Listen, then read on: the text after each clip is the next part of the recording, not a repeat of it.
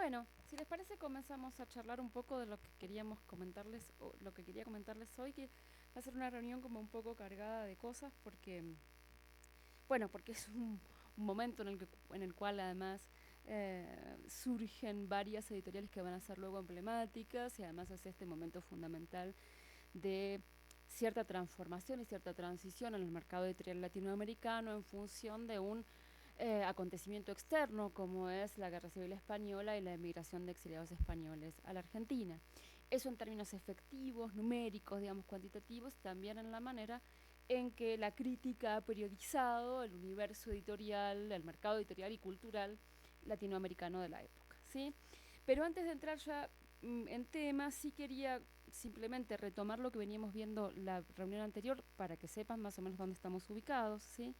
La reunión pasada, en principio, charlamos de este primer momento que periodizamos entre 1880 y 1920 de conformación de un público lector ampliado de lo que serían los inicios del mercado editorial moderno, digamos, que se va a ver después con otras características a lo largo del siglo XX, y obviamente en estas cuatro décadas, distintos momentos, ¿sí? Revisamos en términos teóricos esta propuesta de armar como una nueva genealogía o una afiliación, digamos, respecto de los estudios sobre el libro y la edición que tuviera en cuenta los trabajos de investigadores latinoamericanos como Zanetti, como Rama, como Sarlo, como Rivera, como Romano, como Schitrick, como Weinberg, ¿sí? Tanto para lo que es el mercado editorial como para los cruces con todo lo que se llamaría de alguna manera la sociología de la cultura, ¿sí? Y con el especial espacio que en las investigaciones y en especial en la Argentina sobre este periodo han tenido los trabajos sobre publicaciones periódicas y revistas como el Diario Crítica y los trabajos de Silvia Zaita, como los trabajos de Romano sobre caras y caretas, ¿sí? Hay nuevos trabajos muy interesantes sobre otras revistas ilustradas como PBT de la época. Entonces, este sería como un lugar, una afiliación a partir de la cual anclar nuestra mirada. Habíamos hablado de algunos momentos previos en este marco diacrónico que señalamos ya en la primera reunión, un primer momento que tiene que ver con todo el universo colonial, con el peso de la instalación de las imprentas y con esa eh, ambivalente vínculo del libro entre la censura y la posibilidad de desviar o escapar a esa censura. Hablamos de nuevos estudios que trabajan sobre todo lo que tiene que ver con el contrabando y el libro como mercancía efectiva, así como bien económico, digamos, y del peso en este universo de lo que son las bibliotecas institucionales y privadas, ¿sí? Personales, ya desde el siglo XVII, que esto es algo que sí se puede arrastrar bien en las historias del libro en México, en Argentina, más clásicas, digamos, son las bibliografías clásicas, hasta principios del siglo XX. De hecho, decíamos que estas investigaciones sobre el siglo XX de alguna manera empiezan donde terminan buena parte de las investigaciones respecto del libro en diferentes naciones de América Latina. Y habíamos hablado de otro momento fundamental vinculado con el mundo del libro, que es el siglo XIX y todo el espectro de las independencias, que también es muy desigual y muy amplio, incluso en términos de momentos en el continente, ¿sí?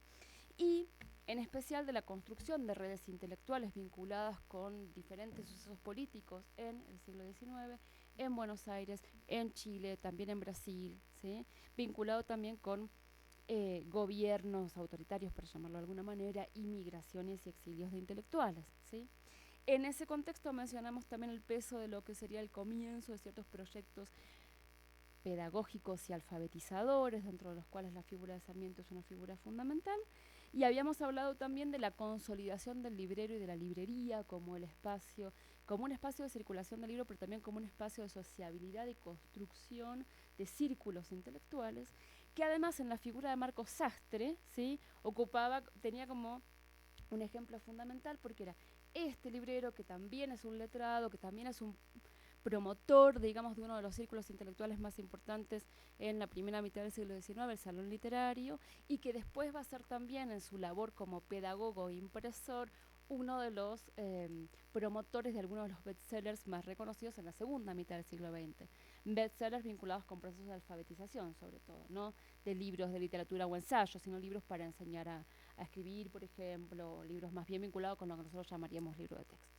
Voy así de rápido porque esto todo lo charlamos, es como para ponernos a tono de qué vamos a discutir. Y a partir de 1880 aproximadamente, en un corte que obviamente siempre es arbitrario, hablamos de los comienzos o los prolegómenos de la conformación de un mercado en relación con el mundo editorial, vinculado con varios fenómenos. Uno era la ampliación del público lector, y en relación con eso el proceso de modernización y la configuración de una incipiente industria cultural, y ahí sí tiene mucho peso todo el auge de la prensa periódica, las revistas luego y más adelante el cine y la radio, ¿sí? Y los vínculos de los sectores populares con esas formas, digamos, de la comunicación y del entretenimiento, dentro de las cuales el libro también empieza, en virtud de las novelas semanales, en virtud de los folletines en los años 10, en los años 20, a fungir, digamos, como elemento vinculado con el esparcimiento y con el entretenimiento, y no solo con la alfabetización o con un espíritu pedagógico o incluso moralizante, visto desde cierta perspectiva letrada, ¿no? Habíamos mencionado algunos casos paradigmáticos en diferentes países de América Latina. Habíamos hablado de la Biblioteca La Nación, que se funda a partir de una iniciativa de Emilio Mitre y en el diario La Nación de Buenos Aires en 1901 y que dirige Roberto J. Pairó hasta 1920. Habíamos hablado de la fundación de la empresa Carvajal en Colombia en 1906, que más adelante va a dedicarse específicamente al universo editorial. Y habíamos hablado en 1903 de la fundación de Zigzag, ¿sí? Que también es imprenta y que también tiene distribución de libros, ¿sí? Pero que va a tener un peso muy importante en todo el universo editorial chileno a lo largo del siglo XX, ¿sí? En cuanto a la ampliación del público lector, y después de ver algunos de estos casos, habíamos mencionado que en realidad, cuando se habla de ampliación de público lector, se está hablando de un proceso dinámico de dimensiones muy diversas que implica procesos de alfabetización que son desiguales, profundamente desiguales en América Latina, desiguales en el sentido de el impacto, desiguales en el sentido de la manera en que son llevados a cabo, desiguales en el sentido de el efectivo eh, resultado de estos procesos, ¿sí? Habíamos hablado de procesos de modernización vinculados con la urbanización, con la migración, con nuevos medios de transporte y de comunicación y de una transformación profunda de la cultura letrada que implica esta ampliación del público lector, que también implica una transformación profunda de lo que se entiende como cultura popular, ¿sí? Lo popular como vinculado con los sectores populares, lo popular también vinculado con la noción de lo masivo, ¿sí? Que es una noción del siglo XX, digamos, vinculada con lo popular. Lo popular también, los sectores populares caracterizados en algunas perspectivas como clase proletaria, ¿sí? Entonces ahí tenemos diferentes acepciones de lo popular que están jugando en la manera en que se piensa la ampliación de un público lector. A esto se suma no solo un público lector ampliado donde ingresan los sectores populares, sino distintos y nuevos tipos de escritores y distintos y nuevos tipos de editores, ¿sí? Y esto se va a ver en mayor medida, digamos, de los años 20 en adelante, pero tiene su génesis en todas estas transformaciones del mundo de la cultura que se están dando desde fines del siglo XIX, ¿sí? En la segunda década del siglo XX habíamos mencionado dos proyectos editoriales vinculados con la cultura letrada y con la figura del intelectual que son paradigmáticos porque van a tener luego muchos vínculos con proyectos de los años 20 y 30, como La cultura argentina de José Ingenieros y la Biblioteca Argentina de Ricardo Rojas, ambos en Argentina, obviamente, pero que tenían como novedad, digamos, estar vinculados con la definición de una idea de lo nacional, ¿sí? Y de un canon de autores nacionales, de autores argentinos, que excedía lo que hasta ese momento circulaba mucho en las publicaciones populares, que eran las traducciones, ¿sí?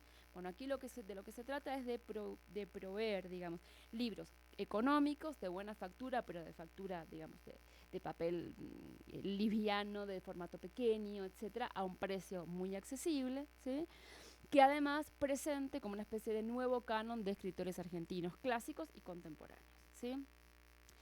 En este contexto, estamos hablando de 1915, también habíamos recordado la fundación de Porrúa en México en 1914 como editorial, ¿sí? Y el peso de la Casa de Cultura, ¿sí? Como otra de las editoriales fundamentales. Y cerramos haciendo referencia a una editorial que es en realidad la cooperativa editorial Claridad en Argentina, que me servía para cerrar un poco esa reunión y abrir esta, ¿sí? Porque en buena medida es un ejemplo que funge como articulador de estas transformaciones en la figura de editor y en el vínculo con el libro como en su cruce, digamos, entre un proyecto didáctico y una búsqueda mercantil, ¿sí? Editorial, decíamos, Claridad es surge, digamos, como una cooperativa editorial en 1922 y la funda en realidad un emigrado español que se llamaba Zamora, ¿sí? Antonio Zamora, de perspectiva política, digamos, claramente socialista, ¿sí? Entonces, detrás de la fundación de Claridad había o existía un afán didáctico, ¿sí? Vinculado con la idea de llevar los textos del pensamiento, de la literatura universal a los sectores populares, ¿sí? Esta, esta iniciativa, digamos, tiene además en el mismo campo editorial argentino dos iniciativas semejantes, digamos, que le funcionan también como competencia en términos de mercado en alguna medida, ¿sí? En 1916 comentamos que Juan Torrendel, que también era un emigrado español de Mallorca, fundó la editorial Tor, una muy famosa editorial que publicaba libros muy económicos de literatura universal, una enorme cantidad de traducciones, sobre todo además traducciones de ciertos autores rusos, ¿sí? Y de hecho hay una hipótesis muy interesante en la crítica argentina respecto a la literatura de Art, que también retoma ciertos testimonios de Art, sobre el peso, digamos, de la lectura de estas traducciones en otras lenguas, a partir de la lectura de la editorial Tor, ¿sí? En la escritura y en la lengua artiana, ¿sí? Esto se los comento como una nota al pie. Patricia Wilson, de hecho, en varios de sus trabajos sobre traducción lo pone en duda porque señala justamente la imposibilidad de dar cuenta cuantitativamente de esa influencia en términos de traducción, pero sí funciona de manera interesante para mostrar esta idea de la nueva conformación de un autor, un escritor, ¿sí? Que primero además es un lector popular, que se apropia de ciertos saberes de la cultura universal, entre comillas, a partir de estas propuestas editoriales que se dirigen a un público letrado, pero no vinculado con la alta cultura, ¿sí? Bien, hablábamos de Tor, y el caso de Tor además me interesa que lo tengamos en la cabeza porque si bien es muy conocida como una editorial que publica textos muy populares y sobre todo traducciones, presenta un catálogo enormemente ecléctico, ¿sí? Hasta casi los años 40, ¿sí? En ese catálogo, por ejemplo, se reeditan y publican las obras de Manuel Gálvez, que también es un personaje peculiar, un escritor realista, entre comillas, de mucho éxito también, pero que pertenece a la alta cultura letrada, un personaje, un intelectual muy importante dentro de la Argentina. Y además publica en 1935 La historia universal de la infamia, de Jorge Luis Borges, ¿sí? Digo esto porque esto es la muestra de las sorpresas que uno se lleva a veces cuando revisa catálogos, ¿no? En general, en el recuerdo mismo, en el testimonio de ciertos lectores, quedan ancladas ciertas experiencias editoriales a una línea, a una biblioteca, a un tipo de autores en particular, y la investigación metodológica posterior, digamos, de trabajo con el catálogo, muestra que en realidad la construcción del catálogo, que incluso va variando quinquenio a quinquenio, digamos, y década a década, también implica una serie de lógicas que en el caso sobre todo de este tipo de colecciones no son solamente lógicas culturales, sino que son básicamente lógicas mercantiles, ¿sí? O sea, lo que también el público, entre comillas, puede estar queriendo leer. Esto es lo que menciona Gálvez también respecto de Juan Torrendel, ¿sí? En una de sus famosas memorias literarias, Gálvez señala que Torrendel tenía un excelente olfato, ¿se acuerdan que hablábamos de esto en la reunión pasada? Para saber lo que quería el público, ¿sí? Dentro de lo que quería el público, entonces lo que regía la construcción de su catálogo tenía que ver también con aquello que teóricamente el público quería y que no necesariamente es un solo tipo de literatura o una sola visión estereotipada respecto de lo que los sectores populares leen, ¿sí? Y la otra experiencia previa, más o menos concomitante, porque es de 1919, muy importante, es la de Samuel y Leonardo Glucksberg, que lanzan una serie que se llama Ediciones Selectas América, ¿sí? Que edita sobre todo textos ya publicados, o en libro, o sea, reediciones de libros, o crónicas o algunos textos, cuentos publicados en periódicos que luego se recopilan como libros, ¿sí? En 1919. y que además tiene, se llama Ediciones Selectas América, tiene cierta inflexión latinoamericanista, por decirlo de algún modo, ¿sí? El primer libro que publica, por ejemplo, es Florilegio, llamado Nervo, ¿sí? Que además es un libro que es un importante éxito de ventas en su momento porque Amado Nervo además iba a visitar el país, entonces también hay una lógica comercial y un vínculo con la figura de autor que está detrás de la lógica de esta publicación, ¿sí? Entre los latinoamericanos también publica, por ejemplo, a Herrera y Reisig, ¿sí? Y publica también varios autores argentinos como Lugones, Baldomero Fernández Moreno, Ricardo Rojas, Arturo Cancela, Alfonsina Storni, ¿sí? En realidad, cuando los fundan los hermanos Bluesberg, lo llaman cuadernos, ¿sí? No libros estrictamente.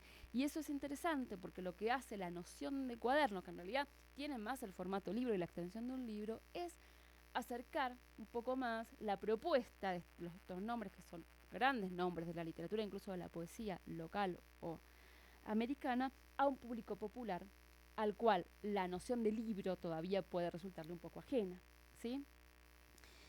Decíamos que en este contexto nace en 1922 el proyecto de Claridad, ¿sí? Con una colección que se llama Los Pensadores, ¿sí? Que tuvo mucho éxito luego y que no publica solamente ensayo, como uno podría estar tentado a creer, y que tiene también un vínculo directo con la labor de Zamora como corrector en el diario Crítica, ¿sí? Cuenta la leyenda respecto de los comienzos de Claridad, que en realidad Zamora, trabajando como corrector en el diario Crítica, gestó la idea de formar una cooperativa editorial que pusiera al alcance a estos sectores populares proletarios, porque hay una idea de un proletariado detrás de esta biblioteca, a un precio de venta muy pequeño y en un circuito donde también se vendían diarios y folletines, lo que serían las obras selectas de la literatura universal, ¿sí? Lo primero que publica es una obra de Anatole France, Jerónimo Crainville, ¿sí? Y además va a publicar varias obras vinculadas con el pensamiento de izquierda. El ABC del comunismo de Bujarin, Imperialismo de Lenin, La moral religiosa de Voltaire, algunos textos de Pía Baroja e incluso un volumen muy conocido en Argentina como Las misas herejes de Evaristo Carrego, ¿sí? Entonces, un catálogo heterogéneo, digamos, en su aproximación, pero que de todas maneras tiene algunas inflexiones características, ¿sí?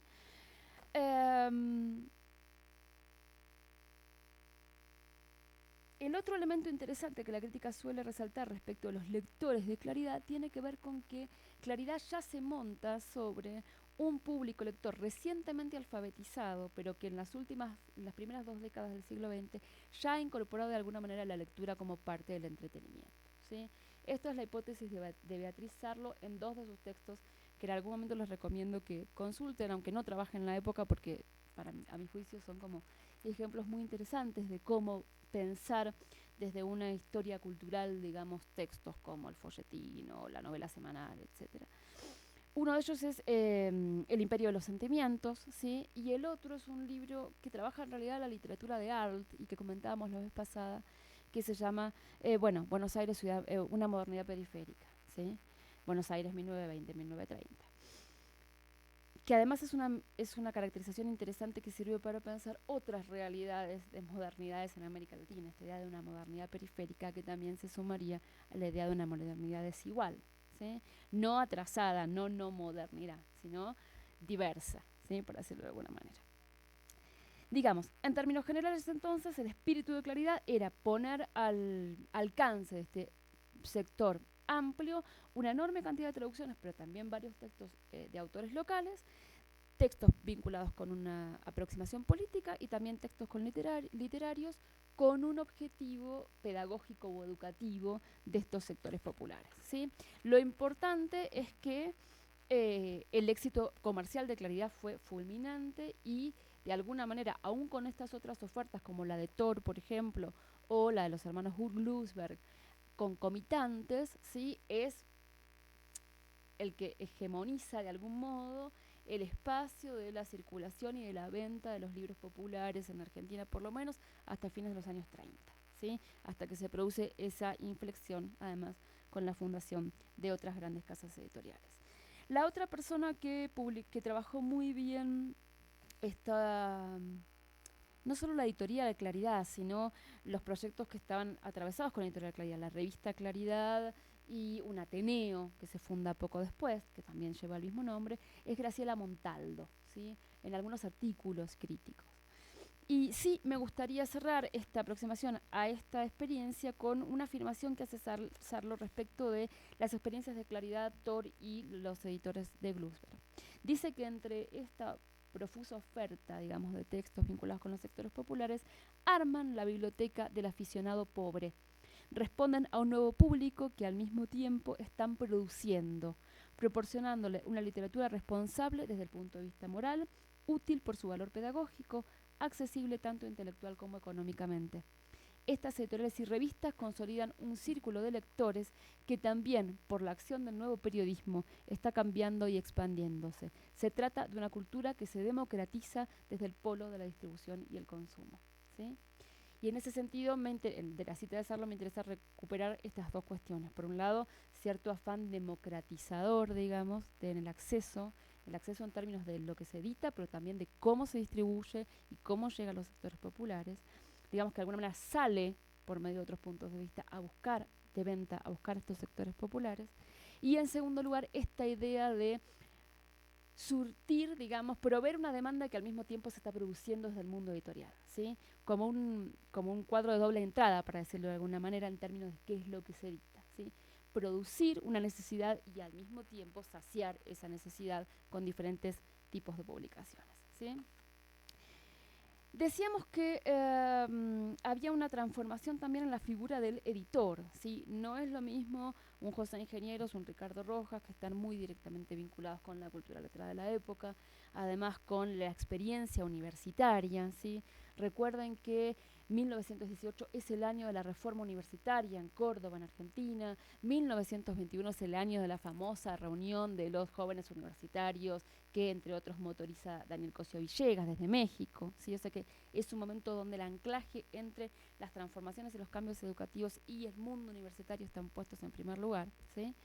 Pero concomitante a esto, al mismo tiempo que esto, también aparecen estas otras figuras de editores que son más bien editores autodidactas, digamos, con otro tipo de formación, otro vínculo u otro acercamiento a la cultura letrada, ¿sí? O con una voluntad pedagógica o con un acercamiento a la cultura letrada casi en términos de bien de intercambio, ¿sí? Digo esto porque está el famoso relato de comienzos, ¿sí? De Manuel Gleiser, que es otro de los editores argentinos emblemáticos, que me gustaría leerles, porque realmente me parece que es un derrotero, digamos, vital completamente distinto respecto de lo que sería la experiencia de Manuel Gálvez o Ingenieros o de Rojas o de Roberto J. Paero en relación con la Biblioteca de la Nación.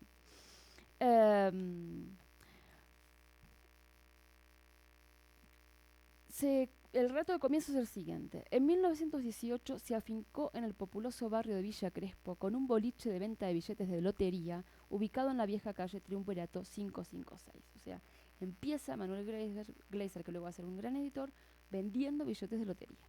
Un mal día para su negocio le quedaron de clavo varios enteros no premiados por valor de 300 pesos.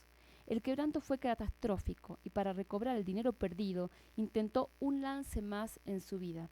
Retiró de su casa una partida de 250 volúmenes de uso particular, pertenecientes casi todos a la Biblioteca Blanca Sempere, y anunció su venta al público con un cartelito a razón de 40 centavos el ejemplar. El éxito comercial fue tan rotundo como instantáneo.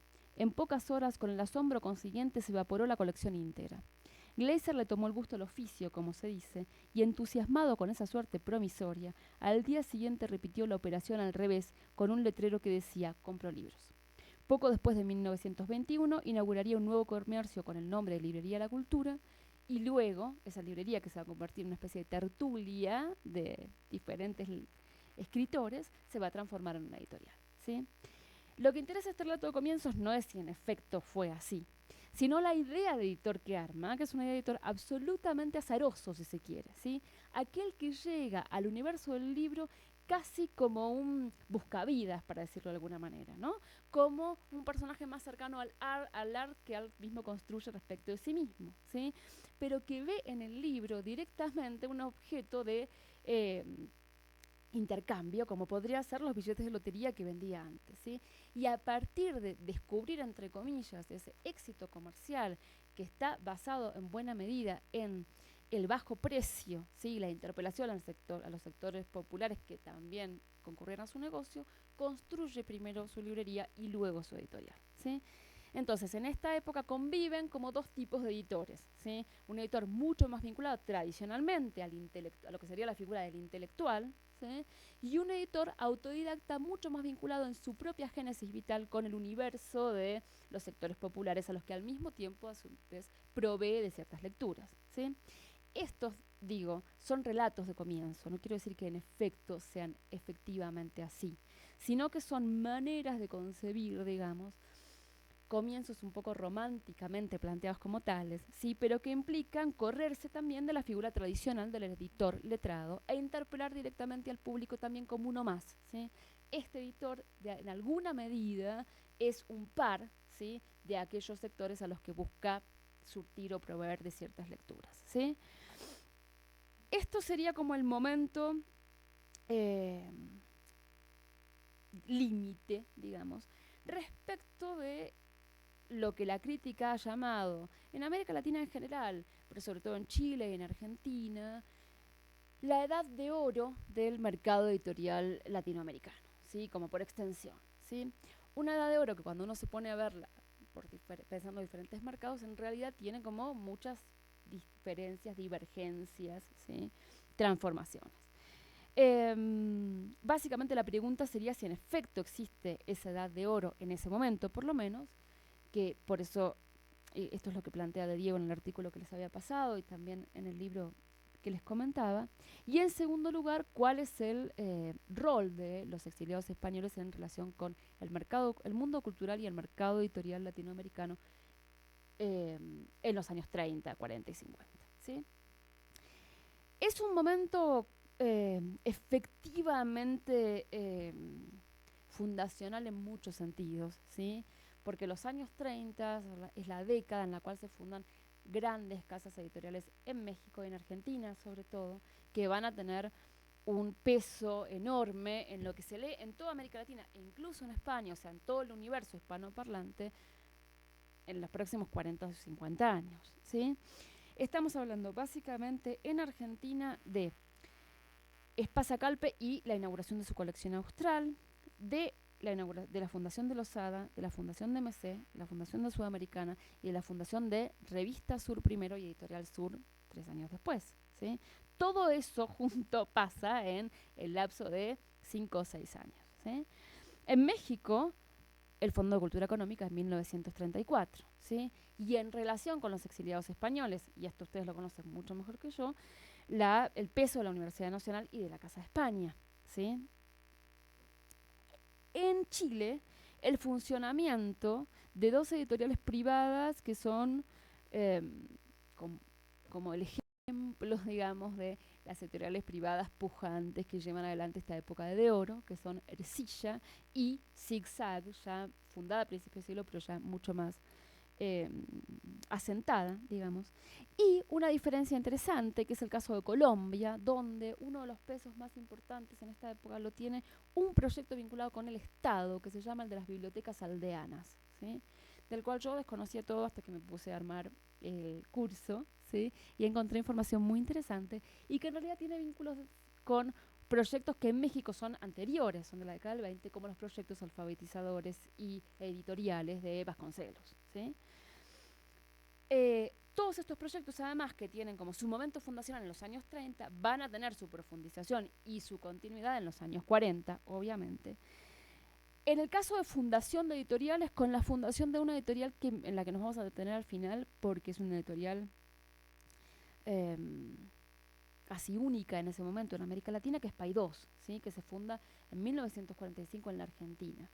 Y en el caso de la fundación de series o bibliotecas, la famosa Biblioteca Americana, ¿sí? Pensada por Pedro Enrique Sureña, que tiene sus primeros volúmenes hacia fines de los años 40. ¿Sí? De estos casos, hay dos casos fundamentales en los que no me voy a extender demasiado porque son los que más conocemos y son los más trabajados por la crítica, y además porque los vamos a retomar en nuestra próxima reunión, que son los casos de Sur y los de Fondo de Cultura, ¿sí? ¿Por qué digo esto? Porque Sur sí es una experiencia editorial muy vinculada con el circuito, digamos, de las revistas, eh, del circuito letrado de la época, ¿sí? La revista se funda en 1931 y la editorial en 1933, ¿sí? Todo a partir de la figura de Victorio Campo, que es quien además, según he podido leer en diferentes materiales, admiro a Franci porque ella es la especialista, entonces ella me va a poder desmentir, es financiada en muy buena medida por Victoria Campo mismo, ¿sí? Entonces ahí hay algo del orden de cierto proyecto político y cultural, digamos, que excede ampliamente un proyecto comercial, ¿sí? Y además porque en realidad Sur ha sido ampliamente estudiado, sobre todo en la Argentina, pero no solamente, hay varios trabajos sobre Sur, en general sobre la revista Sur, y en relación con la revista, los vínculos y los funcionamientos de los traductores y los autores de la revista Sur, y luego los autores de la editorial, ¿sí? El primer volumen de la editorial Sur es El romancero gitano de Federico García Lorca, ¿sí? Y esto también tiene que ver con un posicionamiento particular de la revista Sur en relación con la Guerra Civil Española y con los exiliados españoles, ¿sí? El posicionamiento político de Sur a lo largo de toda su historia es claramente antifascista, por un lado, digamos, con todas las divergencias, porque el grupo Sur es muy diverso en su interior, y además de índole claramente antiperonista, para decirlo rápidamente, ¿sí? Lo cual va a definir buena parte de las, incluso de las políticas editoriales de la revista y también obviamente de las políticas editoriales de la editorial, ¿sí?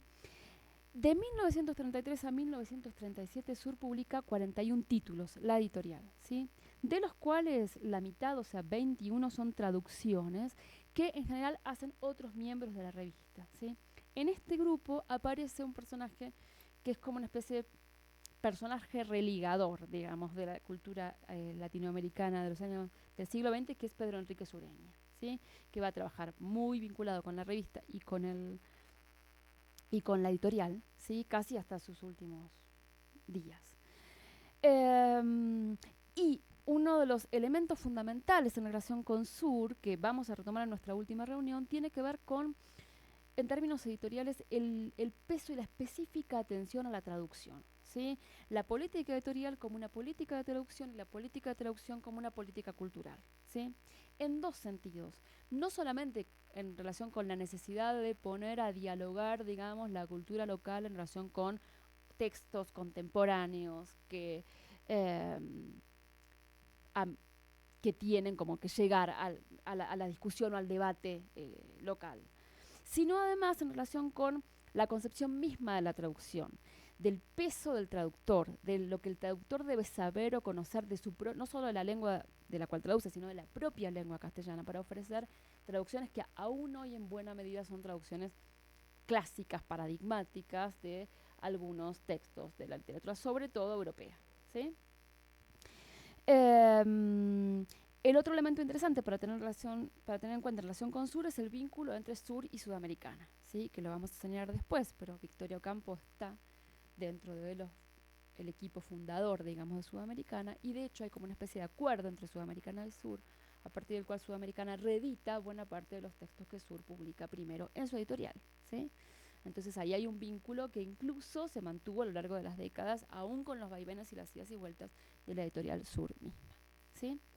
El otro ejemplo paradigmático sobre el cual también hay mucho estudiado, digamos, es Fondo de Cultura Económica, ¿sí? Sobre todo he encontrado más materiales sobre los momentos fundacionales, que son justamente estos, ¿sí?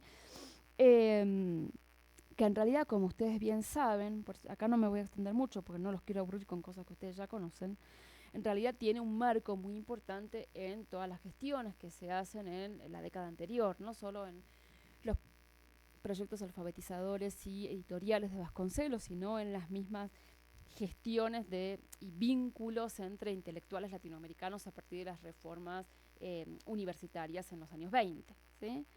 Digamos que en buena medida Fondo de Cultura Económica es un proyecto que hace cuajar, digamos, toda una serie de ideas y políticas y proyectos que ya venían surgiendo con anterioridad, ¿sí? Em, Fondo de Cultura Económica tiene como dos momentos paradigmáticos que responden a la gestión de dos de sus grandes directores, ¿sí? El primer director, que es Daniel Cosío Villegas, de 1937 a 1948, y el segundo director, que es Orfila Reynal, Arnaldo Orfila Reynal, que había dirigido primero la filial argentina de Fondo de Cultura y que dirige Fondo de Cultura México de 1948 a 1965, ¿sí? En ese sentido, hay un investigador argentino que se llama Gustavo Sorá, que ha trabajado mucho en la historia del libro en relación con Brasil y que últimamente también ha presentado varios trabajos muy interesantes sobre Fondo de Cultura. Uno de ellos está en la historia de los intelectuales de Carlos Altamirano, ¿sí? En el tomo 2, que les recomiendo porque es buenísimo. Y otro, no lo voy a quemar ahora porque lo vamos a comentar en la próxima reunión, que justamente se llama Guerra Fría en la literatura latinoamericana y que trabaja el afer de expulsión de Arnaldo Orfila Reynal de Fondo de Cultura Económica en el año 65 y cómo eso da pie para la fundación de Siglo XXI Editores, ¿sí? Ese material se lo voy a pasar a Liliana porque no lo tenía digitalizado, pero ahora me mandó Gustavo una copia para subir al Dropbox por si se lo quieren leer, es muy interesante y además justamente plantea esto que me comentaba en la primera reunión, la guerra cultural como en el marco de la Guerra Fría específica, ¿sí? O sea que las investigaciones sobre todo se centran en torno a estos dos grandes editores y sobre todo en torno a la figura de Cosío Villegas, ¿sí? Además están las memorias de Cosío Villegas, además está la recopilación Imprenta y Vida Pública que hace Gabriel Said sobre textos de Villegas, que a mí me ha resultado iluminadora. Y está la famosa historia de la casa, ¿sí? Que creo que toma hasta el año 98-99, ¿sí? Pero que se centra muy puntualmente en las figuras de Cosío Villegas y de Orfila Reynal, ¿sí? Lo que plantea Sora es que en efecto Fondo de Cultura Económica es en principio un fideicomiso de múltiples entidades del Estado que financian de diferente manera el funcionamiento de la editorial, pero que ese vínculo o avance, digamos, del Estado respecto del catálogo se ve, dice Sora, atemperado en virtud de la legitimidad cultural de las figuras de sus dos principales editores, ¿sí? Que son los que además fundan el prestigio de Fondo de Cultura como casa editorial.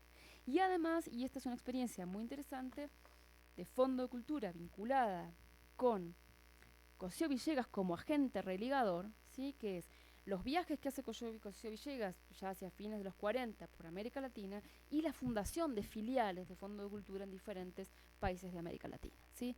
Esto no es privativo de Fondo de Cultura. Ercilla, por ejemplo, en Chile, también funda filiales en otras partes de América Latina. Y ya en los años 80, Paidó funda una filial en México y otra en España, ¿sí? Pero en realidad no son tantas las casas editoriales que no solo tejen una red de circulación y distribución de sus textos, sino que además tienen un proyecto político efectivamente continental, ¿sí? Por medio de la fundación de estas filiales, que es una toma de posición específica, ¿sí? Vamos a volver sobre estas historias del sur y de Fondo de Cultura Económica en las dos próximas reuniones. Ahora nos vamos a detener un poco más. Los estoy abrumando un poco, ¿verdad? ¿No? ¿Venimos bien? Como son además cuestiones anecdóticas, por eso es que voy así, rapidito. Nos vamos a centrar ahora en bibliotecas y editoriales emblemáticas, sobre todo vinculadas con el mercado argentino, porque en efecto en esta época los mercados más importantes, a medida que con la guerra civil hay como un aquietamiento del mercado español, son en Argentina y en México, ¿sí? Ocupando en segundo lugar el caso de Chile, ¿sí? ¿No? Ah, no, porque... Bien. En primer lugar, quiero detenerme en la experiencia de Austral y de Espasacalpe, ¿sí? Que es una de las experiencias fundamentales en términos de transformaciones y revolución en la puesta en escena de ventas masivas en los años 30 y 40, ¿sí? En realidad, Espasa-Calpe es una editorial española, ¿sí? Se funda en realidad primero Espasa ya a mediados, en la segunda mitad del siglo XIX, ¿sí? En 1860, y además funciona como librería. Y en 1925 se asocia con Calpe, ¿sí? Y fundan Espasa-Calpe. Espasa-Calpe, que es básicamente una editorial española con un fondo editorial fabuloso de literatura universal en general y de literatura española en particular, funda su filial argentina en 1937, ¿sí? em, en realidad tiene como una distribuidora desde 1928 y funda la editorial, que es Pasacalpe, o sea, le cambia la composición de la sociedad, pero también el objetivo de distribuidor a editorial en el 37, vinculado con las transformaciones y los avances de la Guerra Civil Española. ¿Sí? El que va a dirigir primero la distribuidora y luego la filial en Argentina es Gonzalo Losada, ¿sí? Que es en efecto un exiliado español, pero no efectivamente de la Guerra Civil, sino que viaja antes, para dirigir la filial local. ¿Sí? En el año 37, cuando se lanza como editorial local, Losada, entre otros miembros editoriales, uno de ellos que después lo va a acompañar, que es Guillermo de la Torre, ¿sí? Planean una colección que es la colección Austral, que es una colección absolutamente emblemática dentro del universo literario latinoamericano, ¿sí? Porque se gesta desde la Argentina, pero tiene una llegada muy importante a España y una llegada muy importante a México en la década del 40, ¿sí? La colección Austral se inaugura en el año 37 con el libro de Ortega y Gasset, La rebelión de las masas, ¿sí? Pero además, como colección y como proyecto editorial, reúne en torno de la colección austral y en torno de otras bibliotecas y otras editoriales, y como editores y traductores, a otros intelectuales de la época, como, nuevamente, Pedro Enrique Sureña, Felipe Reyes, y publica en su colección de autores argentinos a Fernández Moreno, a Alfonsín Storni, a Domingo Sarmiento, a José Hernández, a Carlos Octavio Bunge, etc. O sea que tiene como una... Eh, de alguna manera una concepción clásica y contemporánea. ¿Sí? Publica clásicos de la literatura universal, publica clásicos del canon local, digamos, publica clásicos españoles y se supone que también va a publicar algunos nuevos clásicos, digamos, dentro del universo contemporáneo. ¿Sí? En el catálogo conmemorativo de los 500 títulos, que ya son en 1945, porque el nivel de producción de Austral anual es altísimo, se presenta la colección de la siguiente manera. En un renovado esfuerzo editorial de amplia y positiva trascendencia, Espasa Calpe Argentina lleva adelante la publicación de su ya extensa y difundida colección Austral, formada básicamente con producciones de los primeros escritores, intercaladas con las obras cubres clásicas que consagraron el prestigio de los más famosos autores de todos los tiempos. Seleccionadas con criterio práctico y ecléctico, pone al alcance de la gran masa de público que se hallaba imposibilitada de leerlas, porque las ediciones eran raras o incompletas, ediciones íntegras, autorizadas, bellamente presentadas, muy económicas y en traducciones correctas cuando se trata de autores extranjeros. ¿Sí? Entonces el proyecto editorial de Austral, que si venimos viendo la progresión de la crónica, no es absolutamente novedoso, ¿sí? Porque hay varios proyectos de esta naturaleza, sí es un proyecto que retoma en muy buena medida esta interpelación a el público lector ampliado, que aquí se llama la gran masa de público, ¿sí? Y aquí aparecen dos términos interesantes en relación con el público popular, la noción de masa y la noción de público, en efecto, ¿sí?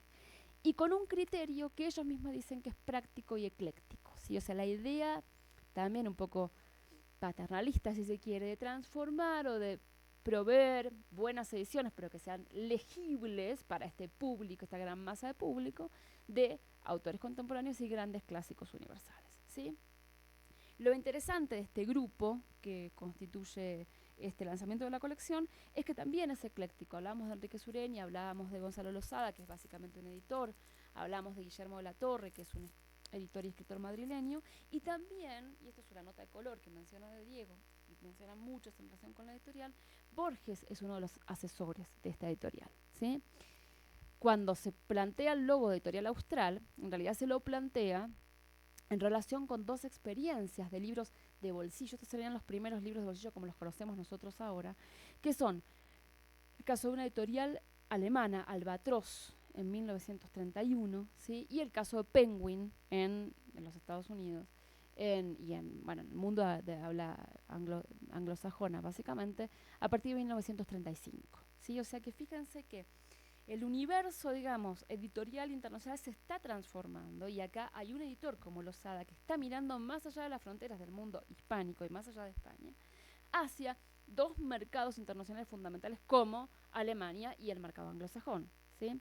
La experiencia de Albatros a partir de 1971 en Alemania es realmente fundadora, ¿sí? Es la experiencia de comienzos, por decirlo de alguna manera, pero bueno, justamente con todos los procesos de guerra, ¿sí? La Primera Guerra y la Segunda Guerra, la experiencia editorial se eh, pierde potencia, ¿sí? Penguin, otra gran editorial en relación con los libros de paperback se llamaría, ¿no? En el mundo editorial anglosajón, retoma la iniciativa a partir de 1934 y casi inmediatamente en 1937 aparece la propuesta en lengua castellana de la mano de Gonzalo Losada y la editorial Espasa Calpe, ¿sí?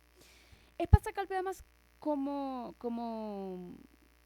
ejemplo de autor editorial es un muy buen lugar para leer cómo chocan redes intelectuales encontradas, ¿sí? Con cierta perspectiva y cierto vínculo con algunas miradas de izquierda y con la propuesta republicana española y con la manera en que en la posguerra española se van acomodando ciertos editores y ciertos intelectuales a las nuevas propuestas franquistas, ¿sí? Decíamos que la editorial se funda en el 37, llevada de la mano de Gonzalo Losada, y la colección austral es un enorme éxito, pero empieza a haber como resquemores de lo que sería el directorio de Espasa Calpe en España, así que serán como los dueños de alguna manera de filial argentina, ¿sí? Sobre todo porque parece que Losada y Guillermo de la Torre empiezan a publicar una cantidad de títulos, porque además la publicación en el primer año publican 65 títulos, ¿no? Entonces el volumen de publicación de títulos es enorme, entre otras cosas porque también reimprimen varios títulos que ya estaban en el catálogo de Espasa Calpe, sí, pero ahora en otra colección. Por su cuenta, autónomamente, sin discutirlo con el directorio español. Y porque además habría como cierta tendencia a publicar algunos autores un poco más vinculados con el universo republicano, ¿sí? O no tan franquista, por decirlo de alguna manera, ¿sí? Entonces, lo que hace Espasa Calpe España es mandar a la Argentina a Manuel, perdón, espera que tengo un nombre por acá y no me lo acuerdo. Ya lo voy a encontrar. A uno de sus directores, ¿sí? Que es Manuel Alonso, ¿sí? Que llega básicamente a discutir con Losada y con De la Torre y a proponerle su alejamiento, de alguna manera, del proyecto de Espasa Calpe, aun cuando son los gestores de su mayor éxito comercial, ¿sí? Bueno, no se sabe muy bien qué es lo que ocurre allí, pero en efecto, De la Torre y Losada se van, ¿sí? Y fundan una nueva editorial en 1938 que es en efecto Editorial Losada, ¿sí? En una carta que Enrique Sureña le envía a Alfonso Reyes, ¿sí? Lo explica de la siguiente manera. Dice, Espasa Calpe Argentina, bajo la presión del franquismo, se ha reducido a poca cosa. No puede publicar sino libros de ultraderecha o libros antiguos inofensivos. Los que allí estábamos, Guillermo de la Torre, el pintor Atilio Rossi y yo, medio afuera y medio adentro, Romero y Amado Alonso, nos hemos ido con Gonzalo Losada, ex gerente de Calpe, que ha fundado una nueva casa editorial, ¿sí? En general, la crítica tiende a asimilar, digamos, la colección austral de Espasa Calpe y la colección que Gonzalo Losada va a fundar cuando funda su propia editorial, Losada, que es la Biblioteca Contemporánea, que luego se llamará la Biblioteca Clásica y Contemporánea, ¿sí? Que coinciden en muchos autores, pero que también tienen notorias divergencias. Y también tienen un vínculo diverso por distinto, digamos, con la censura que ya está funcionando muy fuertemente en el mercado editorial español de la España franquista, ¿sí? Hay un artilugio, digamos, que los directivos de Espasa Calpe pueden llevar a cabo durante casi todo el franquismo, ¿sí? Que implica someter, digamos, a la aprobación del censor, ¿sí? No solo los libros que se publican y circulan en España, sino también los libros que se publican y van a circular en Argentina y en América Latina, básicamente Argentina, Chile y México son los principales mercados, porque además esos libros van a ser luego importados a España, ¿sí? Y aquí es donde aparece el otro de los factores revitalizador, digamos, de la oferta económica del mercado editorial local, ¿sí? La idea de que España aparece como un mercado importador, cuanto hasta ese momento había sido un mercado básicamente exportador. exportador, ¿sí? Y hay un ejemplo muy interesante respecto de cómo funcionan los criterios de selección de las colecciones y el acomodamiento o no respecto de la censura de la España franquista, ¿sí? En 1941, Austral y Losada, la colección Austral de Espasacalpe y la Biblioteca Contemporánea de Losada, coinciden publicando las poesías completas de Antonio Machado, ¿sí? Lo cual no deja de ser una toma de posición respecto de en Austral, porque Antonio Machado no es un, no había sido un poeta o un escritor franquista, ¿sí? Sin embargo, esto lo trabaja muy bien un investigador español que se llama Fernando Larraz, ¿sí? Hay una diferencia fundamental entre la edición de unos y de otros, ¿sí? La edición de Espasacalpe en la colección Austral se publica con un prólogo del director general de propaganda, Dionisio Ridruego, ¿sí? Que recupera a Antonio Machado para la cultura española, señalándolo como una especie de romántico engañado por las falsas ideas republicanas, pero que en realidad hay que recuperar para la cultura nacional, ¿sí? En un operativo, básicamente, el prólogo se titula El poeta recobrado, ¿sí? Y además se publica sin las poesías que Machado escribió durante la guerra, como El crimen en Granada y Alister, ¿sí? Por supuesto, el prólogo no está en la edición de Losada y las poesías sí están incluidas en la edición de Losada, ¿sí? Entonces, si bien publican el mismo autor y las mismas poesías completas, hay una serie de selecciones editoriales que marcan la posición política de los diferentes editores frente al mismo autor y frente a la misma coyuntura, ¿sí? En ese sentido, el vínculo aceitado de Espasacalpe y de la colección austral con la censura le garantiza una expansión editorial muy importante a Espasacalpe, ¿sí? Que consigue distribuir muy bien sus libros en España, en especial porque no distribuye en España nada y no edita tampoco en la Argentina nada de lo que haya sido de alguna manera censurado o anatematizado durante la España franquista, ¿sí? Mientras que a Losada y a la colección Biblioteca Contemporánea le resulta mucho más arduo la exportación de sus libros a España. Un poco por el tipo de títulos que tiene, otro poco por la presión efectiva de Espasacalpe, ¿sí? Mencionamos entonces que cuando se va de Espasacalpe funda la editorial Losada, ¿sí?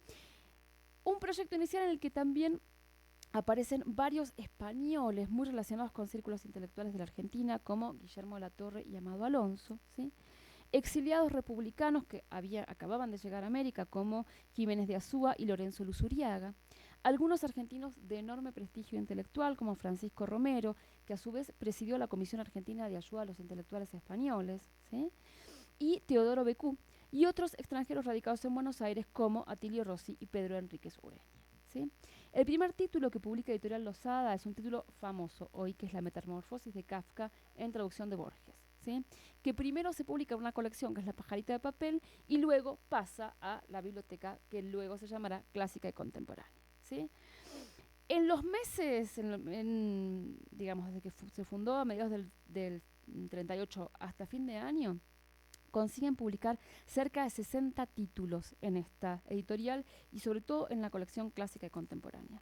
Entre los primeros títulos que publican están las obras de Federico García Lorca y de otros autores identificados con cierta cultura liberal republicana como André Gide, André Malraux, Thomas Mann o Bertrand Russell, ¿sí?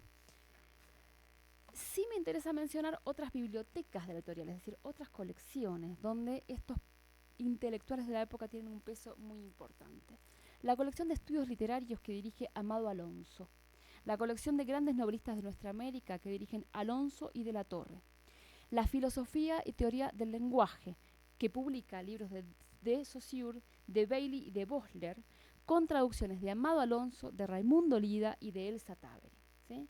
O sea que más allá de lo que es un público ampliado de esta colección clásica y contemporánea, ¿sí? También está el espacio para la publicación de otro tipo de bibliotecas, además con traducciones absolutamente cuidadas y con innovaciones dentro de disciplinas como la filosofía del lenguaje o la lingüística, ¿sí? Decíamos que la más famosa biblioteca de Losada es la Biblioteca Contemporánea, que dirige el escritor madrileño Guillermo de la Torre, que tiene un ritmo de publicación bastante más lento que el de Austral, pero que también es un libro de publicación acelerado, digamos, y que en el catálogo tiene un 30% de latinoamericanos, un 30% de españoles y el resto de traducciones de otras lenguas, ¿sí? Esto es una diferencia interesante porque la colección austral en sus primeros años publica un 15% de latinoamericanos solamente, ¿sí? O sea que ahí hay una apuesta más latinoamericanista de la biblioteca contemporánea a diferencia de la de Austral. Interesa marcar estas cuestiones, y esto también lo señala Larraz, porque en general se han pensado, en especial a partir de la figura de Gonzalo Losada, como bibliotecas análogas, ¿sí? Y hay dos o tres decisiones políticas, que son decisiones de políticas editoriales, que marcan diferencias sustanciales en cuanto a la posición pro-republicana de alguna manera y también en cuanto a cierto afán latinoamericanista, ¿sí? Decíamos que publica buena cantidad de autores españoles desterrados, mencionamos a Federico García Lorca, también a Valle Inclán, a Sorín, a Alberti, a Pérez Galdós, ¿sí? Y entre los latinoamericanos publica a Alcides Arguedas, a Pablo Neruda, a Oscar Pietri, a Miguel Ángel Asturias, a Nicolás Guillén, a Sábato, a Art, a Ezequiel Martínez Estrada, a Germán Ciniegas, muchos otros, ¿sí?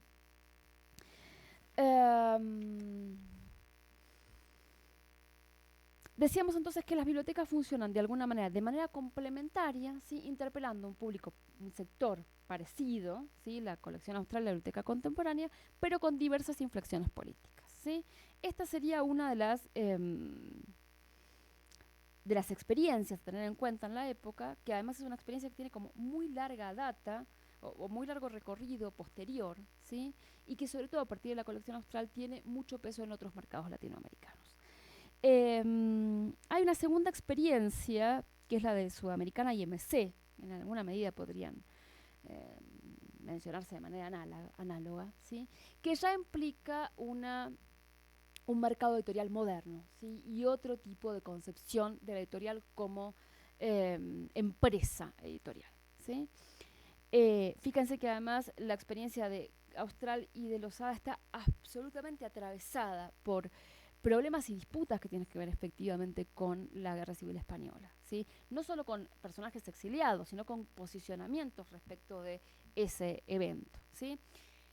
Sudamericana y MC, si bien van a tener un peso importante de algunos exiliados españoles, van a tener un proyecto mucho más claramente empresarial, ¿sí? Ambas editoriales se fundan en 1938.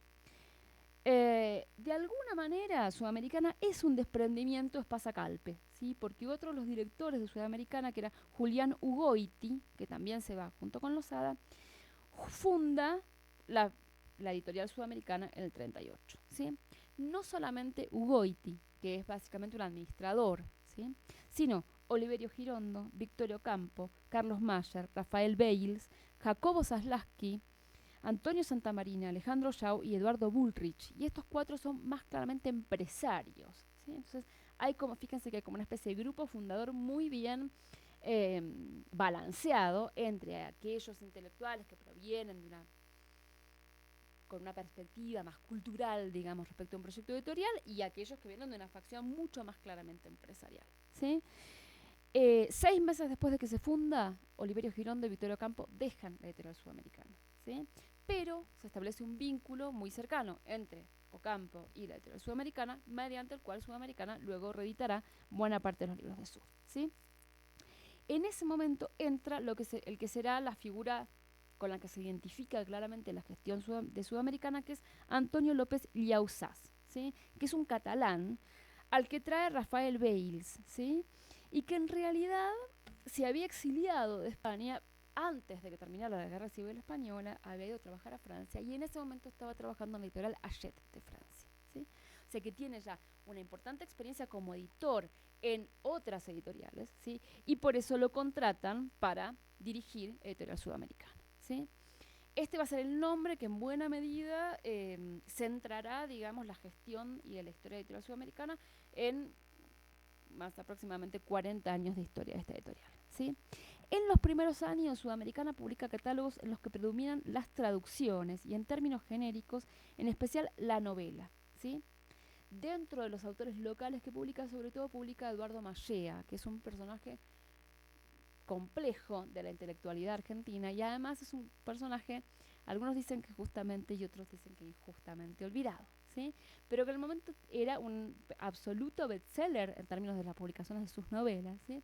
Y que además se movía muy inteligentemente en el campo intelectual argentino de la época porque dirigió durante 20 años el suplemento de crítica de La Nación, ¿sí? Que era el principal diario, y además dirigía colecciones en varias editoriales, no solo para Sudamericana, también dirigió para MC, ¿sí? Al mismo tiempo, ¿sí? Con lo cual el vínculo con Sudamericana, de Sudamericana con Mallea también es un vínculo que le permite posicionar sus propios libros, por ejemplo, en el suplemento cultural de La Nación. ¿Sí? Entonces, publica Mallea, de que nada más vende muchas de sus novelas, pero al mismo tiempo consigue que Mallea publique una enorme cantidad, una importante cantidad de reseñas favorables de las nuevas publicaciones de Sudamericana. ¿Sí? Eso que hoy es, digo, si uno lee los afer, por ejemplo, el diario El País, o ve lo que pasa en el suplementos culturales en la Argentina y los vínculos con casas editoriales como Planeta o Alfaguara es cosa de todos los días. Pero de alguna manera este vínculo entre prensa periódica especializada, digamos, escritores exitosos y editoriales empieza a gestionarse exitosamente en estas experiencias. ¿Sí? Publican además interesantes libros de argentinos de poesía, ¿sí? Tiene una colección especial de poesía, no sé quién trabajaba poesía. Ah, no está ahora. Porque siempre me preguntan, entonces yo busqué la información específicamente, porque publica poesía de Marechal, de Francisco Luis Bernardes, de Wilcock, de Enrique Molina, y en sus primeros tiempos publica un libro que luego será paradigmático, que es la antología de la literatura fantástica que hacen Silvino Campo, Bioy Casares y Bioy, ¿sí? Además de las reediciones casi inmediatas de lo que publica Sur. Por ejemplo, publican El túnel de Sábato, que había publicado un año antes Sur en su colección editorial. ¿Sí? La colección más célebre se llama Narrativa Argentina y es posterior a 1945 y en alguna medida es concomitante a partir de los años 50 con cierta recuperación del mercado editorial español, ¿sí? Y del mundo editorial español, ¿sí? De los años fines de los años 40 en adelante. Esto lo señala ya en el 47 con mucha inteligencia Cosío Villegas, ¿sí? En una cita deliciosa que tengo, que no me voy a privar de leerlas porque a mí me divierte mucho, ¿sí? Que dice lo siguiente: si los editores hispanoamericanos hubieran apreciado la honda filosofía que hay en la pregunta que Cantinflas hace a sus compañeros de juego al iniciar una partida de naipes, ¿jugamos como caballeros o como lo que somos?, habrían entendido desde un principio que España lucharía usando todas las armas, no solo para rehacer una industria que significa millones de capital, sino la hegemonía espiritual y política sobre la América española. Y si los gobiernos de esta y los propios editores hispanoamericanos hubieran entendido que la defensa y el éxito de la industria editorial de la industria editorial nuestra, no solo significaba millones de pesos invertidos, sino la verdadera independencia espiritual de América, otro había sido el resultado. ¿Sí? Me interesa volver sobre esto porque ya tempranamente Cosío Villegas está viendo cómo se recupera, ya durante el franquismo, obviamente, el mercado editorial español y cómo España avanza nuevamente sobre los mercados americanos que a juicio de Cosío Villegas no están suficientemente consolidados, ¿sí? Están estas experiencias de editoriales fundadas sobre todo en la Argentina y de Fondo de Cultura en México, pero también hay un vínculo muy directo o con editores españoles o con la reedición de textos que habían sido publicados primero por editoriales españolas, Aguilar y Espasacalpe, son dos casos paradigmáticos, ¿sí? En los fondos editoriales americanos. La idea es, hubo poco tiempo, digamos, pero también es cierto que no hubo como políticas públicas, sobre todo en el caso de la Argentina, muy claramente dirigidas a reconvertir el sector, sino que suelen ser iniciativas privadas, ¿sí? Y ahí hay una diferencia fundamental, por ejemplo, con lo que pasa con el Fondo de Cultura Económica. Digo esto porque de los años 50 en adelante, esto lo vamos a charlar mejor la vez que viene, pero ya se empieza a anticipar ahora, porque obviamente todo proceso es entrecruzado, ¿sí? Se empieza a recomponer el mercado español y entonces empieza esta especie de auge de 10 años o 12 años de exportaciones hacia otros países hispanoamericanos, sobre todo hacia España, de las editoriales locales, sobre todo de las editoriales argentinas, también de Chile, Tercilla y de Zigzag, empieza a perder lugar. Entonces tienen que volcarse sobre el mercado interno, ¿sí? Producir un mercado interno y al mismo tiempo abastecerlo. Un mercado interno que ya empezaba, que ya estaba bastante consolidado, en especial a partir de los largos procesos de producción de libros populares, de vínculos de los libros con el entretenimiento y de campañas alfabetizadoras y educativas que para los años 50 tienen más de 50 años. ¿Sí? Bien. Decíamos, la colección más célebre de Sudamericana es Narrativa Argentina, que se publica desde 1945 en adelante, donde publican algunos textos fundamentales como El Túnel, que se ha publicado primero en Sur, Adán Buenos Aires, de Leopoldo Marechal, Bestiario, de Cortázar, y Misteriosa Buenos Aires, de Manuel Mujica Lainez. ¿Sí? Son las primeras ediciones. Bestiario de Cortázar va a ser recuperado de manera central en los años 60, ¿sí? Pero su primera publicación es muy anterior. En cuanto a las traducciones, no tienen el cuidado que tiene Sur. Digamos, si bien Sur como que organiza una nueva manera de pensar la labor del traductor, eso lleva, en términos de consolidación del mercado editorial, años, ¿sí? Entonces, en los primeros textos, sobre todo los 10 primeros años, Sudamericana no menciona a los traductores. Incluso cuando Las Prameras Salvajes de Faulkner u Orlando de Virginia Woolf son traducciones de Borges, ¿sí? Pero el traductor no tiene el mismo peso en los primeros años que va a tener de los años 50 en adelante. Y entre los asesores literarios más renombrados, y esto es interesante para recuperarlo en las próximas reuniones, están Francisco Porrúa y Enrique Pessoa, ¿sí? Bien. El otro caso concomitante, porque además se funda en el mismo año, es el de editorial MC, que la funda Mariano Medina del Río en 1938, con aportes muy importantes de capital de la familia Brown Menéndez, ¿sí? Que además tiene una importante presencia en el directorio y una importante capacidad decisora respecto de cómo se constituye el capital editorial, ¿sí? Y acá tenemos la otra inflexión que veníamos marcando. Estamos frente a empresas editoriales donde el capital inversor inicial tiene peso específico respecto de la conformación de un catálogo, ¿sí? Y acá hago una nota al pie. Hay un desprendimiento actual muy... La historia de los Brown Menéndez es una historia complicada, sobre todo complicada durante el último gobierno militar, pero uno de los hijos, nietos de los Brown Menéndez, que se llama Pablo Brown, es uno de los que funda hace muy pocos años, en el 2008, una editorial argentina independiente que está editando algunos libros fabulosos, que es Eterna Cadencia. Eterna Cadencia es de los Brown, que originariamente eran Brown Menéndez, ¿sí? Un editor joven, tiene 35 años, muy joven. Que tiene además una editora que es Leonora Diamond, que viene de 10 años de trabajar en Norma, ¿no? Y que son los que publican, por ejemplo, el último libro de Ludmer, América Latina, aquí, América Latina, exactamente. Bien, MC se funda en el 38, pero termina de asentarse y de despegar en el 47 cuando asume la presidencia de la empresa Bonifacio del Carril, que va a ser el personaje asociado, digamos, a la historia de MC en el siglo XX. ¿Sí? López Yauzás a Sudamericana, del Carril a MC. Desde el principio MC tuvo un proyecto comercial claro, digamos, que la diferenciaba de buena parte de las editoriales argentinas que venimos viendo hasta ahora, ¿sí?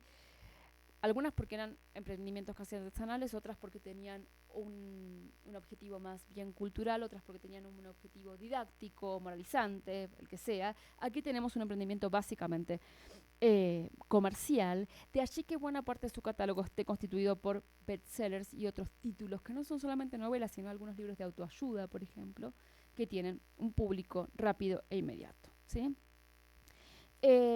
Los tres aspectos que definen básicamente la formación y el derrotero de esta editorial es que plantea nuevas formas de comercialización, que plantea estrechas relaciones bibliográficas con los diarios, lo que mencionamos respecto de Eduardo Mallea también funciona acá, y que tiene también una política de publicaciones, más allá de los bestsellers, en algunas colecciones dirigidas a ciertas clases cultas, ¿sí? Con predominancia de algunos autores de lengua inglesa, ¿sí?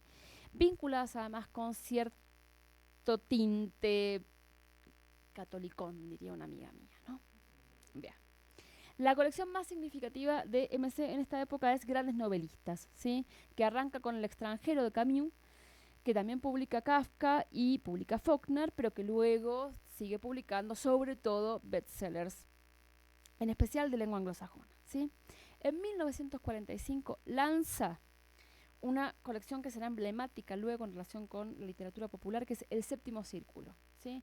Que es la colección que dirigen Borges y Bioy Casares, que publica básicamente literatura policial, que ahora parece una pavada, digamos, pero que en el momento eran textos que no circulaban en el catálogo de editoriales prestigiosas, ¿sí? O editoriales grandemente con esta línea como la de MC, ¿sí?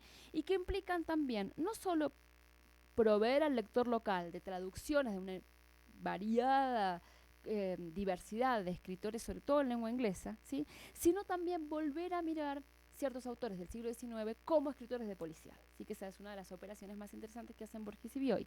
Por ejemplo, publican La bestia debe morir, ¿sí? De Nicholas Blake, y publican títulos del siglo XIX como El misterio de Edwin Drood de Charles Dickens, ¿sí? Entonces vuelven a leer algunos autores del siglo XIX, el caso de Dickens, en el marco del policial, ¿sí? Los que retoman toda esta genealogía y revisan cómo ha funcionado el policial en la Argentina y la relectura que se propone el policial a partir de la operación de Borges y Bioy son sobre todo Rivera y Romano, ¿sí? En un libro que se llama Asesinos de papel, ¿sí? Que es un libro precioso de crítica y de historia de la literatura policial, ¿sí? Primero vinculada a un sector popular en todo el sentido de la palabra, masivo, pero también de sectores populares bajos, digamos, y recuperada y puesta dentro del ámbito de la cultura literada a partir de la operación de Borges y Bioy, ¿sí? Esto lo posibilita una empresa editorial como MC.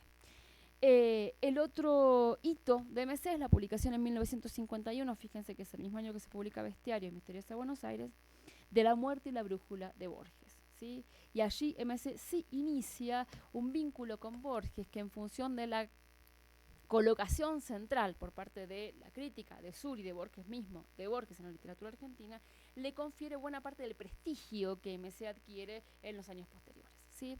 MC, entre comillas, es comprada en el año 2002 por el Grupo Planeta. Sudamericana es comprada en el año 2005, si no me equivoco la fecha, por Bertelsmann, ¿sí? O sea que en la actualidad las grandes casas fundadas en Argentina por algunos exiliados españoles y por capitales locales y editores locales o latinoamericanos ya forman parte de grandes grupos editoriales. Esto lo vamos a discutir en nuestra última reunión, pero vale la pena tener esto en mente, ¿sí? Porque en buena medida Planeta, cuando compra MC en el año 2002, está comprando el prestigio de MC vinculado con los derechos de Borges, ¿sí? Y con la publicación de las obras de Borges. Bien. El otro ejemplo que les quería... venimos bien de tiempo. Vengo rapidito, contar es el del Chile de la época, ¿sí? 1930-1950 también es, dentro de la historia del libro en Chile, caracterizado como la época de oro del libro en Chile, ¿sí? Y esto lo tomo a partir, sobre todo, del libro que yo les había citado, de la historia del libro en Chile, Alma y Cuerpo, de Bernardo Subercaseaux, que está aquí en la biblioteca y que les recomiendo mucho porque en términos de historia intelectual de la historia del libro es un ejemplo, ¿sí? Permanentemente está... Bueno, Subercaseaux conoce muy bien la historia cultural e intelectual chilena, ha escrito mucho antes sobre esa historia, entonces lo que hace es releer toda la historia del libro en función de todos sus saberes respecto de la historia cultural chilena. Entonces permanentemente está yendo y volviendo sobre los círculos letrados de la época, ¿sí? Pero de alguna manera retoma esta idea, esta apreciación y esta caracterización como edad de oro de del mercado editorial chileno, ¿sí? En este momento surgen o se consolidan grandes editoriales, decíamos, como Zigzag y Ercilla, y otras un poco más pequeñas, pero también muy importantes, como Nacimiento y Letras, ¿sí? Y lo interesante es que todas tienen proyección latinoamericana. Y esto es algo peculiar para un mercado chileno, que es un mercado más pequeño, bastante más pequeño que el mercado argentino o el mercado mexicano, ¿sí? Ercilla se funda en 1908, comentamos al principio, ¿sí? Y entre otros publica El mundo sancho y ajeno, de Ciro Alegría, eh, una novela que comienza de Macedonio Fernández, o La salvación de los judíos, de León Bloy, ¿sí? Entre muchos otros títulos. Zigzag, que había sido formada en 1905, pero a partir de los años 20 se consolida como editorial, ¿sí? Publica desde Cumbres borrascosas de Emil Bront a una antología poética de Juana de Ibarburu. Y Zigzag sí tiene un catálogo editorial un poco más vinculado con, si se quiere, la experiencia de publicación que pone en escena austral de traducciones de grandes clásicos universales, ¿sí? Con algunos autores nacionales, en el caso de Austral, bueno, algunos españoles, algunos argentinos, en el caso de Zigzag, algunos chilenos, obviamente. Y después está la presencia de una editorial como Nacimiento, ¿sí? Que publica a María Luisa Bombal o a José Santos Chocano. ¿Sí? En Chile es interesante además el peso de ciertas figuras vinculadas con otro exilio, ¿sí? Em, no solamente con el exilio español, también llegan toda una serie de figuras españoles al mundo universal, al mundo editorial chileno, sino también con el exilio latinoamericano, ¿sí? Sobre todo el peso que tiene en Ercilla, ¿sí? De un de una serie de exiliados vinculados con la Alianza Popular Revolucionaria Americana, ¿sí? La APRA, la habrán escuchado nombrar, ¿sí? Em, que recibe a Luis Alberto Sánchez, a Ciro Alegría, Juan José Lora, Manuel Ciudadana, entre otros, ¿sí? O sea que la editorial Ercilla funciona en los años 30 y 40, desde su fundación en el 28, también como un espacio en el que se nuclean no solamente algunos exiliados españoles, sino también algunos exiliados de otros países latinoamericanos, ¿sí? Sobre todo en este caso del Perú, ¿sí? También llegan, por ejemplo, de Argentina Natalio Botana y Alberto Giraldo, ¿sí? Y de Bolivia Hernán Siles Suazo y Víctor Paz Estensoro, ¿sí?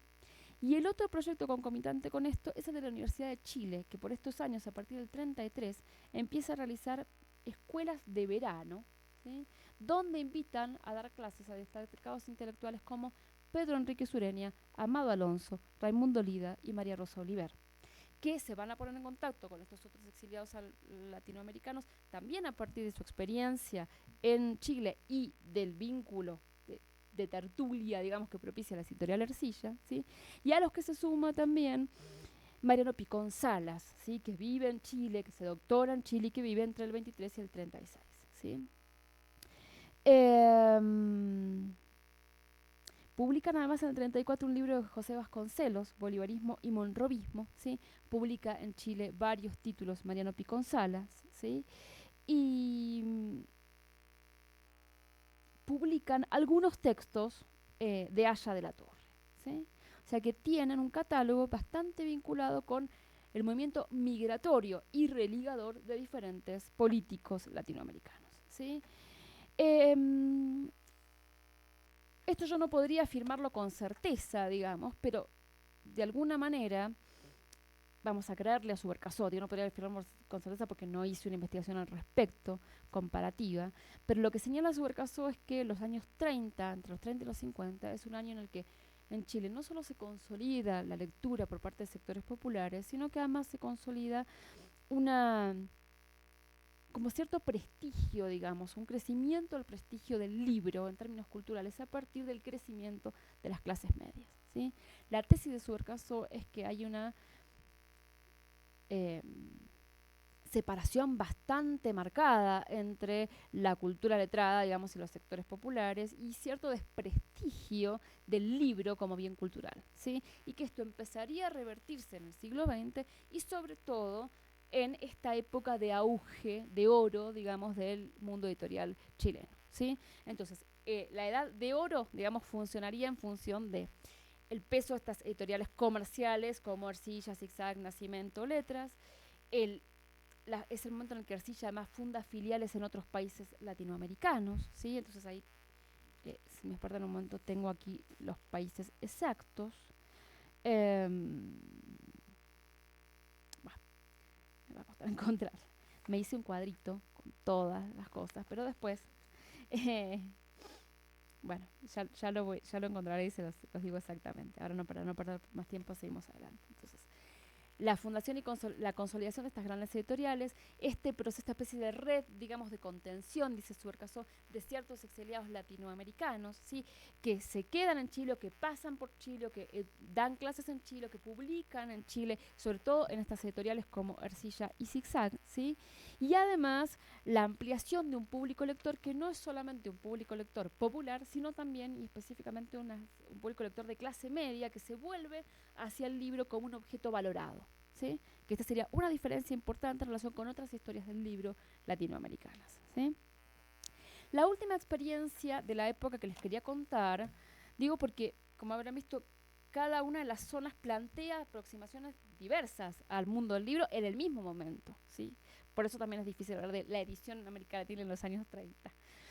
Son las múltiples ediciones. Es la experiencia colombiana, ¿sí?, de ediciones populares. Es una famosa experiencia que se conoce como la biblioteca aldeana, ¿sí?, que se empieza a motorizar a partir de los años 30, en realidad de 1935, desde el Ministerio de Educación y desde la Biblioteca Nacional, ¿sí?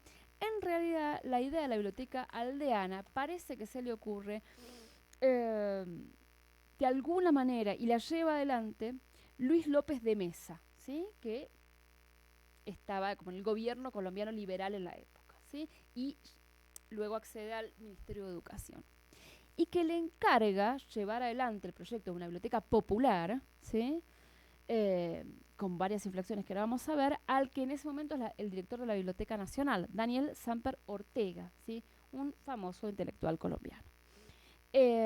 Samper Ortega dirigía la Biblioteca Nacional desde 1931 y a partir del 32 es que empiezan a discutir este proyecto de biblioteca aldeana, así lo llaman, ¿sí? Y me interesa tenerlo en cuenta por varios motivos. Primero porque concomitante a la Fundación de Fondo de Cultura en México o a la Fundación de Empresas Editoriales en la Argentina y al peso de los exiliados españoles en buena parte de los países latinoamericanos, tenemos un proyecto mucho más vinculado con ciertos proyectos de fines del siglo XIX y principios del XX en Colombia, ¿sí?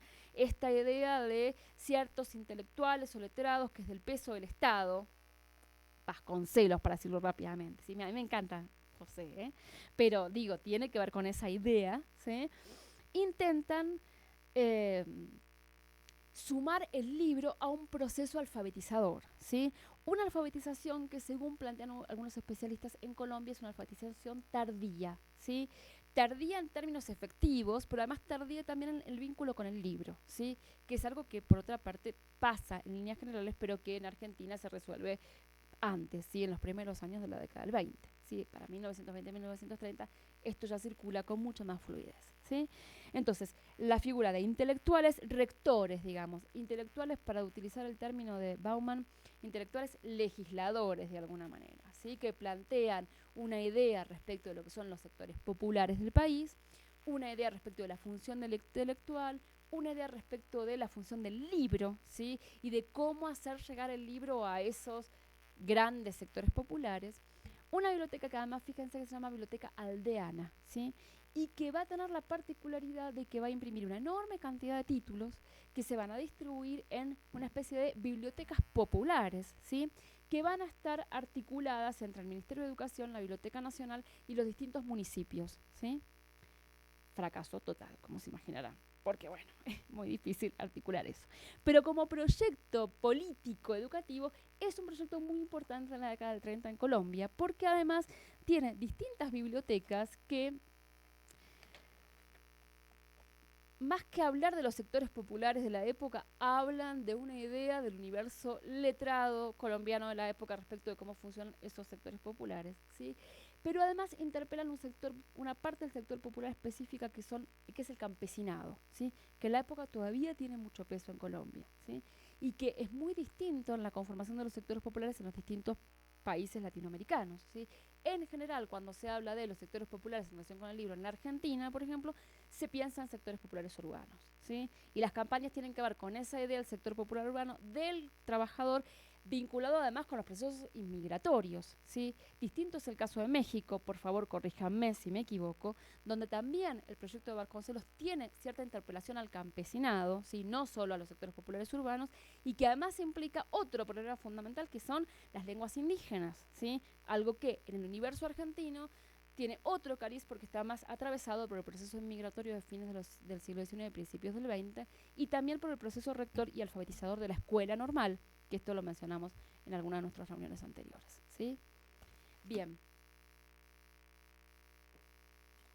La idea de lo que deben leer los sectores populares, urbanos y campesinos colombianos es una idea absolutamente amplia que implica lo que se conoce como una especie de biblioteca de conocimientos generales, ¿sí?, que en realidad se la compran a la editorial Appleton norteamericana, que ya había tenido un peso bastante grande en la publicación de libros en lengua española en décadas anteriores, ¿sí?, que básicamente son libros de ciencias naturales, filosofía, economía, para el vulgo, ¿sí? Como muy sencillos.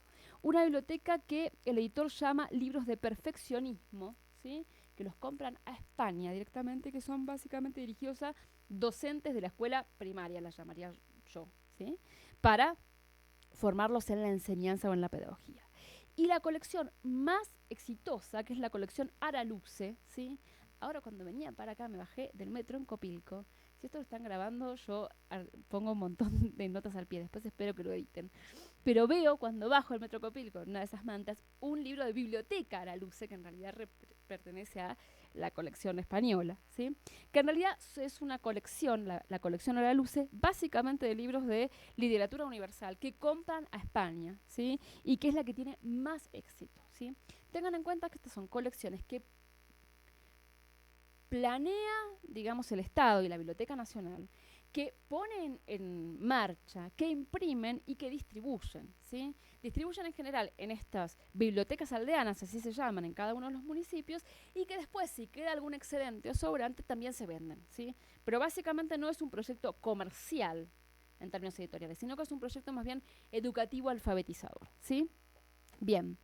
La última selección que es interesante, porque también busca construir una especie de canon de la literatura nacional, es la selección Samper Ortega, el nombre del director de la Biblioteca Nacional, de literatura contemporánea, que se empieza a publicar en el 36 y que es la que más le critican justamente porque es una selección, entonces quedan afuera personajes, otros entran. Por otra parte, se critica quién es Samper Ortega, por más que sea el director de la Biblioteca Nacional, para organizar un canon, ¿sí? Y es como el caballito de batalla que lleva buena parte de los enemigos, digamos, de esta iniciativa y de esta propuesta liberal, claramente liberal en todos sus sentidos, ¿sí? Recuerden que estos años, fines de los 30, 40, son los años, decíamos, en que Ercilla abre sus sucursales, en que se consolida MC con Bonifacio del Carril. A fines del 48 es el momento en el que Cosío deja Fondo de Cultura y se incorpora Orfila Reina. ¿Sí? O sea que tenemos todo esto que les vengo contando entre los mediados de los años 30 y 40 y ya a fines de los años 40 el comienzo de una nueva transformación. ¿Sí? Como nota al pie, y antes de ir como lo que serían las conclusiones, sí recuerden el caso especial de Paidós, ¿sí? ¿Por qué digo que es especial? Porque es una editorial básicamente de libros de ensayo, ¿sí? Y en principio es una editorial que la fundan dos profesores universitarios para publicar libros de psicología y de psicología infantil específicamente, ¿sí? Que luego, andando el tiempo, como encuentran y crean al mismo tiempo, nuevamente esta doble vertiente, un nicho de lectores, ¿sí?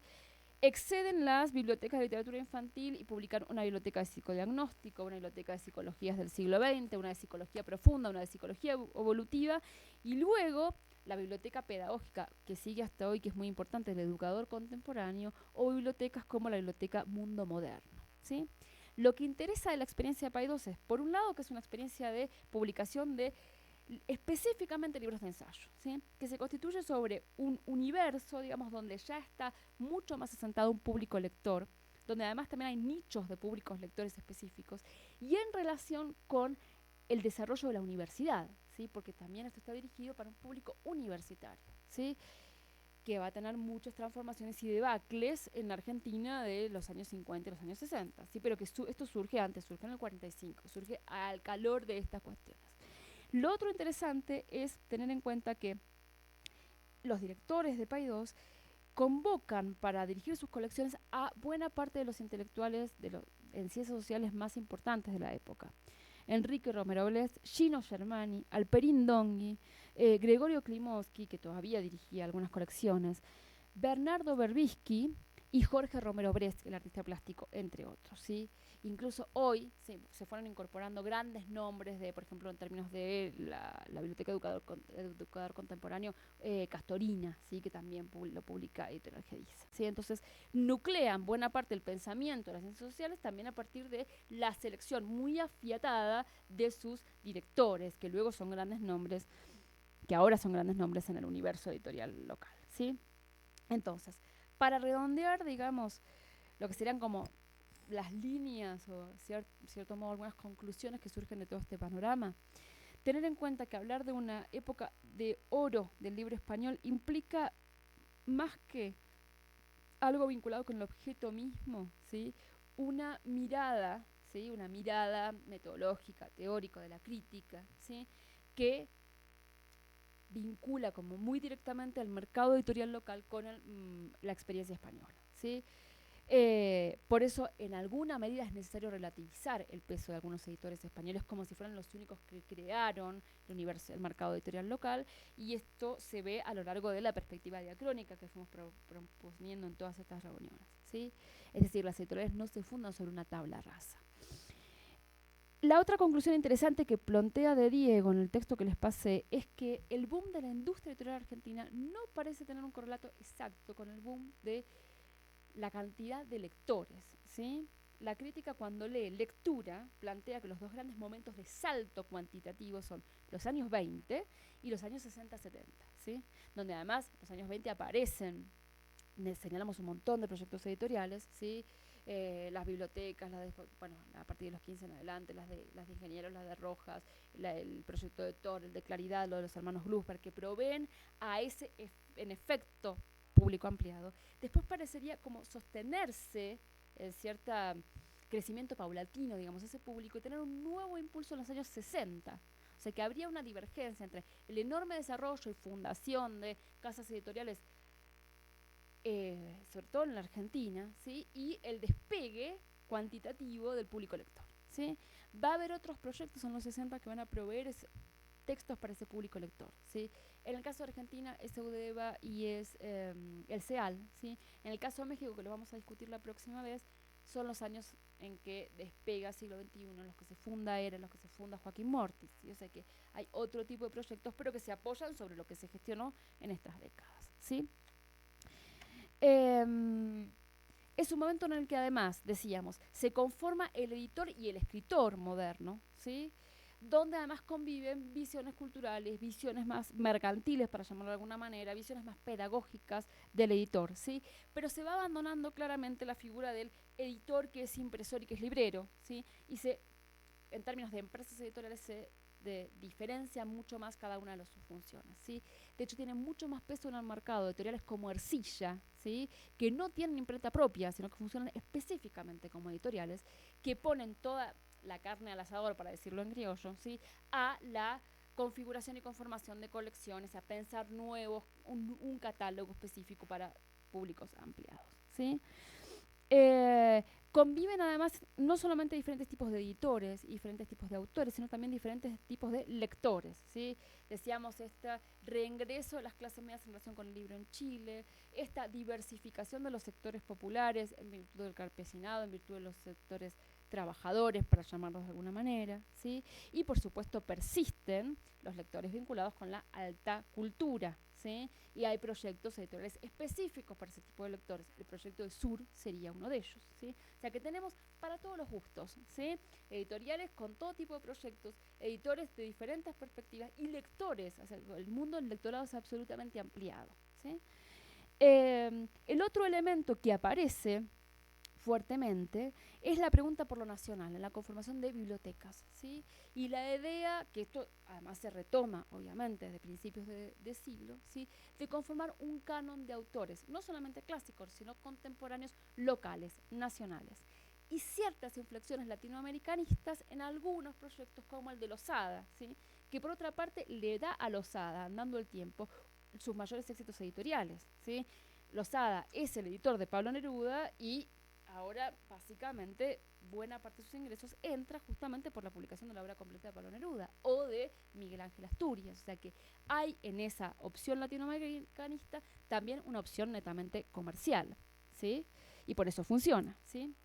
Los otros términos que se reiteran y que son interesantes es el término de clásicos universales, ¿sí? Que básicamente, como no podía ser de otro modo, son traducciones de textos europeos clásicos, ¿sí?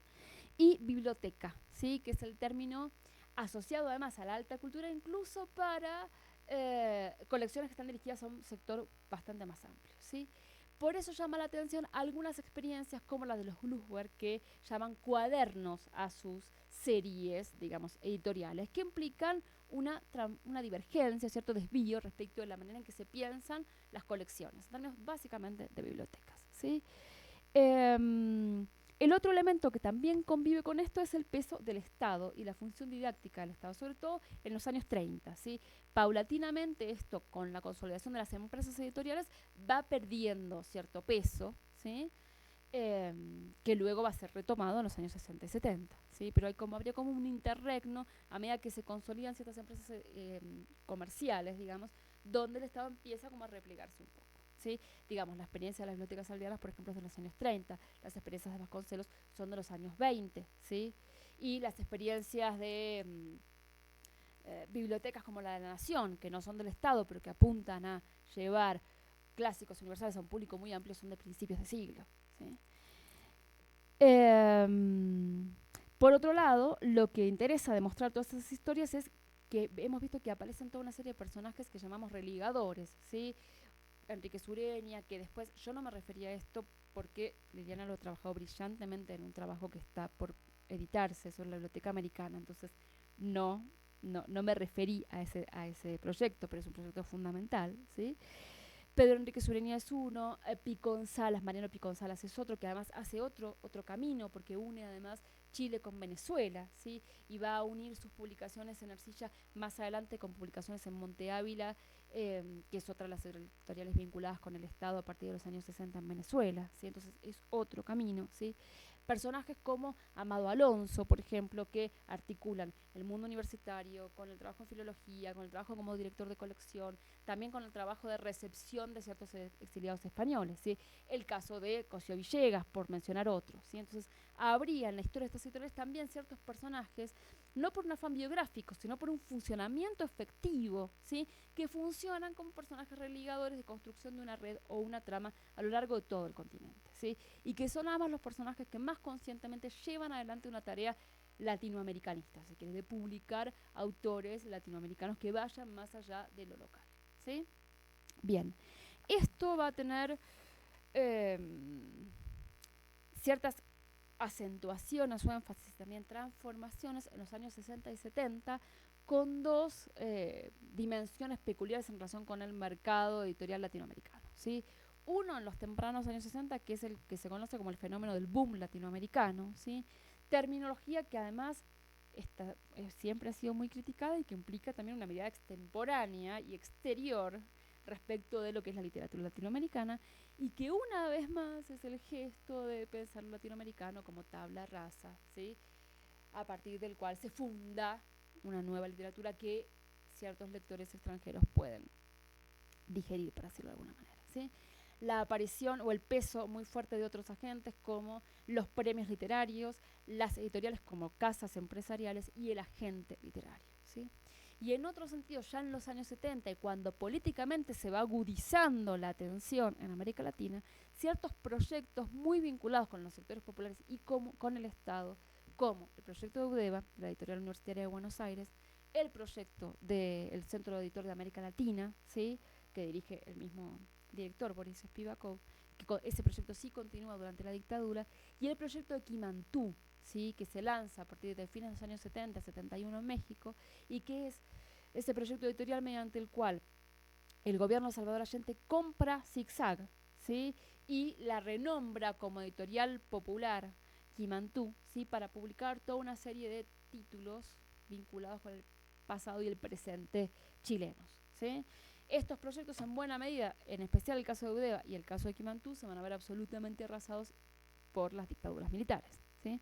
Entonces, en la próxima reunión vamos a hablar de estas cuestiones. Básicamente, Orfila Reinal, el Fondo de Cultura y la transformación en, en relación también con la gestación de nuevas casas editoriales, era Joaquín Mortis y siglo XXI. Vamos a hablar de los proyectos de UDEVA y del CEAL y vamos a hablar del proyecto de Quimantú en Chile, ¿sí? Relacionándolo además con la circulación de todos estos grandes personajes del boom, y para eso es que tenían el texto de Catelli que equivocadamente les dije que leyeran para hoy, pero que está muy bien, así que en alguna medida, digamos, recupera esta trama de premios, editores migrantes, agentes literarios, etcétera, en relación con el boom.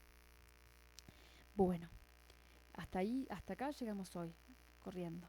No sé si quieren hacerme alguna consulta o algún material que quieran que les traiga. Yo ya dejé para fotocopiar ahí en Copilco el libro sobre las industrias editoriales latinoamericanas, el de Coboard. Así que la próxima vez que nos veamos, cuando lo paso a buscar, lo traigo. Cuando termine, porque todavía lo estoy usando, si quieren le fotocopio porque no conseguí, fui a Fondo de Cultura y no me dijeron que tuvieran existencia, digamos. Que se publicó en Fondo de Cultura, pero bueno, editores y políticas editoriales en Argentina, que les puede servir, porque si bien es nacional, digamos, traza algunas de las líneas centrales. Digamos que hay como dos cuestiones que hay que tener en cuenta en relación con la cultura letrada y las políticas editoriales en el peronismo, ¿sí? Por un lado, que la época peronista también es una época fuertemente antiintelectualista, de alguna manera, ¿sí? Si bien hay grandes, muy conocidos intelectuales afines a la perspectiva peronista, ¿sí? Jauretche es uno de ellos, por ejemplo, ¿sí? Que los están recuperando hoy. Lo cierto es que hay cierta retórica, digamos, antiintelectualista. Y en términos de publicaciones hay un auge, sí, bastante importante, un auge no, un énfasis bastante importante en relación con las publicaciones periódicas, ¿sí? Sobre todo una publicación que se llama Mundo, ¿sí? Yo trabajé básicamente Mundo Deportivo, que es la publicación vinculada claramente con el universo de los deportes, pero también está el mundo infantil, el mundo femenino, ¿sí?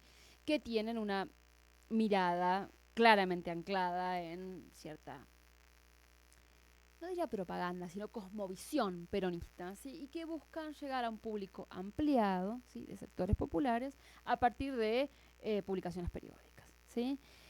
Ten en cuenta que además el peronismo es una época de absoluta tensión con todos los intelectuales del Grupo Sur, ¿sí? Que esto lo trabaja muy bien nuestra compañera, ¿sí? Entonces, y, y es una época donde algunos intelectuales vinculados a fines al peronismo como Leopoldo Marechal, ¿sí? También son expulsados de los mismos círculos letrados, ¿sí? Cuando en principio habían sido publicados o afines a casas editoriales y a editores vinculados con esos círculos, ¿sí? Entonces básicamente es como un momento de absoluta y profunda tensión, ¿sí? Y de también revolución, digamos, entre los círculos letrados, en la medida en que hay como facciones, ¿sí? A favor o en contra, y también hay como como cierta tensión antiintelectualista, ¿sí? Que también se lleva puesto, digamos, a el libro en relación con lo que sería una política de Estado, ¿sí?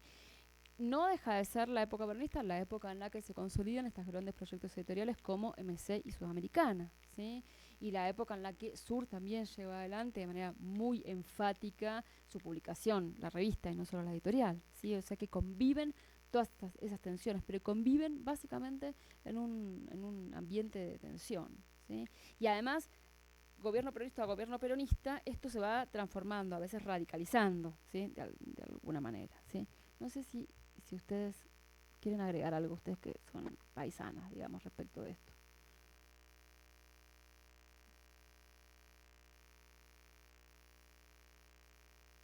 Eh, Perdóname, en relación con esto hay una publicación que se hizo hace poco sobre revistas en el peronismo, que es muy interesante. Yo no tengo la publicación digitalizada, pero sí tengo el índice, que hay como todo un análisis pormenorizado de todas las revistas que se publicaron en general con, eh, ¿cómo se dice? Con financiamiento del Estado, ¿sí? Dirigidas a sectores populares y donde la cuestión del entretenimiento, la cuestión del deporte, la cuestión de la industrialización y la modernización ocupan un lugar central también en términos de temática, ¿sí? Sí, sí, pero no solamente, digamos que esto nos pasó cuando analizábamos Mundo Deportivo, que es una preciosa publicación, digo, a todo trapo, a todo color, con un montón de imágenes, ilustraciones, etcétera. Hay como una idea de una construcción de un hombre, de un nuevo hombre peronista, el descamisado, que además aparece iconográficamente marcado como tal, ¿sí? Vinculado no solo con la idea del peronismo popular, sino con cierta imagen como bajo el peronismo la Argentina se transforma en un país moderno e industrializado, ¿sí? Entonces, y mucho de la idea de la modernización detrás de la representación, de la autorrepresentación del peronismo que aparece en estas publicaciones periódicas. Y por supuesto, sí hay muchas notas sobre Eva inaugurando no sé qué pileta y Perón visitando no sé cuántos niños haciendo deporte, ¿sí? Pero bueno, es una publicación del Estado, ¿sí? Y bueno, y en esa época funcionaban así, con una estética además muy vinculada con otras publicaciones más de derecha, digamos, europeas, ¿sí? En relación con Amauta, en relación con la figura de Mariátegui, hay muchos más trabajos efectivamente realizados, ¿sí? Lo mismo en relación con Fondo de Cultura. Ahora, cuando decidimos trabajar Chile, o decidimos trabajar México, o editoriales latinoamericanas en general, el proyecto también busca dar cuenta de los espacios que no han sido tan claramente agotados en sentido de profundizados, ¿sí? Entonces, digo, ponerse a trabajar, por ejemplo, sobre Fondo de Cultura Económica, ponerse a trabajar sobre Mariátegui después, y Glusberg, después del trabajo de Tarkus, o sea, lo tenemos como marco de referencia en el proyecto, pero no es objeto de investigación puntual en la medida en que sí son áreas que han sido bastante más trabajadas. El caso de Fondo de Cultura, el caso de Sur, el caso de Amauta.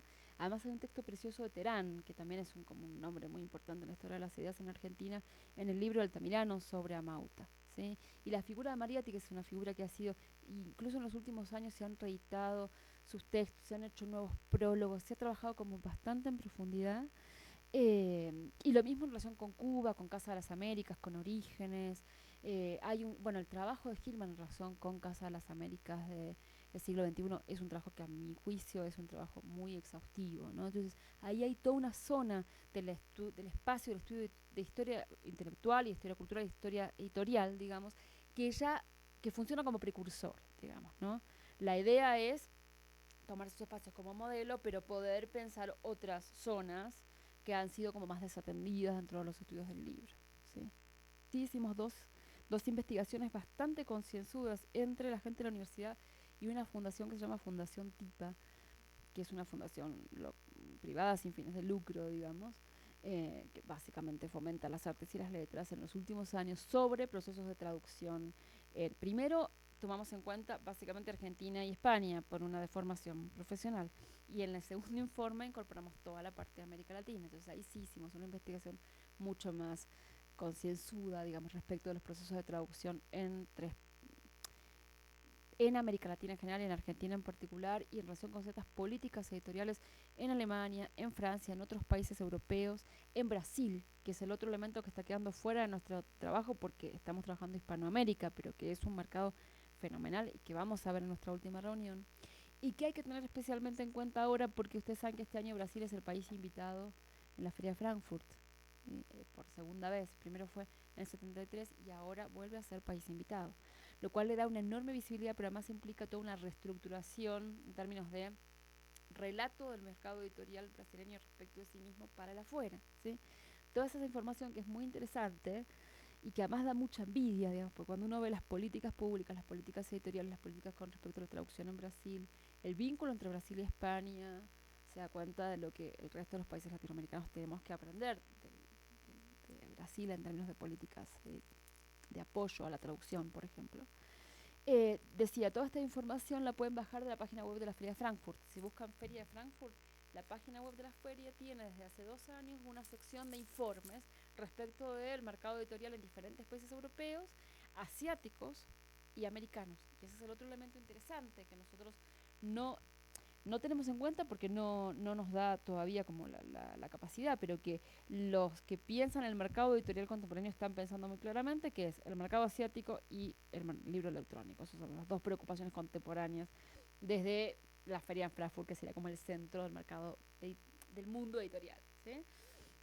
Ahí van a encontrar informes de todos los países y un informe muy detallado, muy interesante, que también incluye toda la parte de la traducción sobre Brasil, que propio Brasil prepara para venderse, entre comillas, o mostrarse ante el universo básicamente europeo, pero no solamente, ¿sí? O sea que sí, eso lo hicimos, y lo que pasa es que lo dejé para nuestra última reunión porque implica, sí, como un anclaje, o sea, los resultados implican un anclaje muy claro en el mundo contemporáneo, ¿sí? Entonces por eso lo dejé para la última reunión, pero lo vamos a charlar en detalle. Igual, por lo que yo vengo investigando y leyendo, también hay como un fenómeno de vínculo muy, muy directo entre el editor y el lector y el escritor, digamos, a partir de los años 40, me animaría a decir, en adelante, ¿sí? Porque si uno ve los catálogos anteriores, ve que hay muchos cruces entre diferentes catálogos y autores que publican en uno, en otro lugar. Y después, cuando también la empresa editorial empieza a aparecer como tal, también empieza a aparecer un contrato mucho más, también mucho más beneficioso para el autor en buena medida, y un agente literario de los años 60 en adelante que ancla cierto escritor con cierta editorial, en función también de esos acuerdos, Y es toda esta idea de lealtad, digamos, de ciertos autores con respecto a ciertas casas editoriales y sobre todo con respecto a ciertas figuras de editor, ¿sí? Esto se ve bien en la historia de Orfila Reynal, en la historia de Joaquín Mortis con Díez Canedo, que se va también de Fondo de Cultura llevándose los 20 años de contactos con grandes intelectuales mexicanos y en los gestos de apoyo de algunos intelectuales como Fuentes o Cortázar Orfila que dicen saco mis obras de Fondo de Cultura y te las doy a vos para que las publiques en siglo XXI, ¿sí? O gestos por ejemplo, de Cortázar respecto de Sudamericana, que siempre permanentemente se considera como un autor de ciertas casas y evita, por ejemplo, que lo anda buscando Carlos Barral para publicarlo en España y se niega a que lo publiquen, ¿sí? Pero no es un fenómeno de todo el siglo XX y de hecho empieza como también a volver a cambiar mucho de los años 80 en adelante, cuando se globaliza todavía mucho más el mercado. Lo que sí les permite una movilidad mucho mayor a los autores, y eso es lo que tampoco está estudiado, mucho menos estudiado todavía, es el escritor como editor y el escritor como traductor, al mismo tiempo, como director de colección, que es lo que vos planteás en el trabajo sobre la Biblioteca Americana, que es otra mirada, y que le permite a Enrique Sureña trabajar para Fondo de Cultura, trabajar para la OSADA, y esto es lo que vos mencionabas. Cosío Villegas le dice, pero no tendremos problemas con Losada. Y no tenía problemas con Losada porque en realidad había algo del orden del funcionamiento del intelectual como director de colección o como editor, ¿sí? Que le permitía esa movilidad entre editoriales que quizás la pertenencia como autor a un catálogo específico no le permitía, por decirlo de alguna manera, en cierto momento determinado. Esto, el escritor como autor, como editor, perdón, como editor de bibliotecas o de colecciones, no solo no de casas editoriales adentro, digamos, como empleado, está muy poco trabajado y es otra de las zonas muy interesantes para ver. Y a mí me ha pasado releyendo cosas acá en México sobre Monsiváis, por ejemplo, y Pacheco como editores de diferentes colecciones de ERA, de Joaquín Mortis, de la Universidad de Sonora, que parece que tiene, yo desconocía, discúlpenme la ignorancia, tiene un catálogo, parece muy interesante en los años 70, que no sé cómo voy a conseguir, pero de alguna manera tendré que conseguir, y que Monsiváis y Pacheco dirigen una de sus colecciones, o sea que ahí hay una apuesta, digamos, la apuesta intelectual de movilidad también pasa por esa colocación, ¿sí? Y que excede el centro urbano de México DF o de Buenos Aires o de Santiago de Chile y permite también moverse hacia otros proyectos editoriales que no son solo los de las ciudades centrales.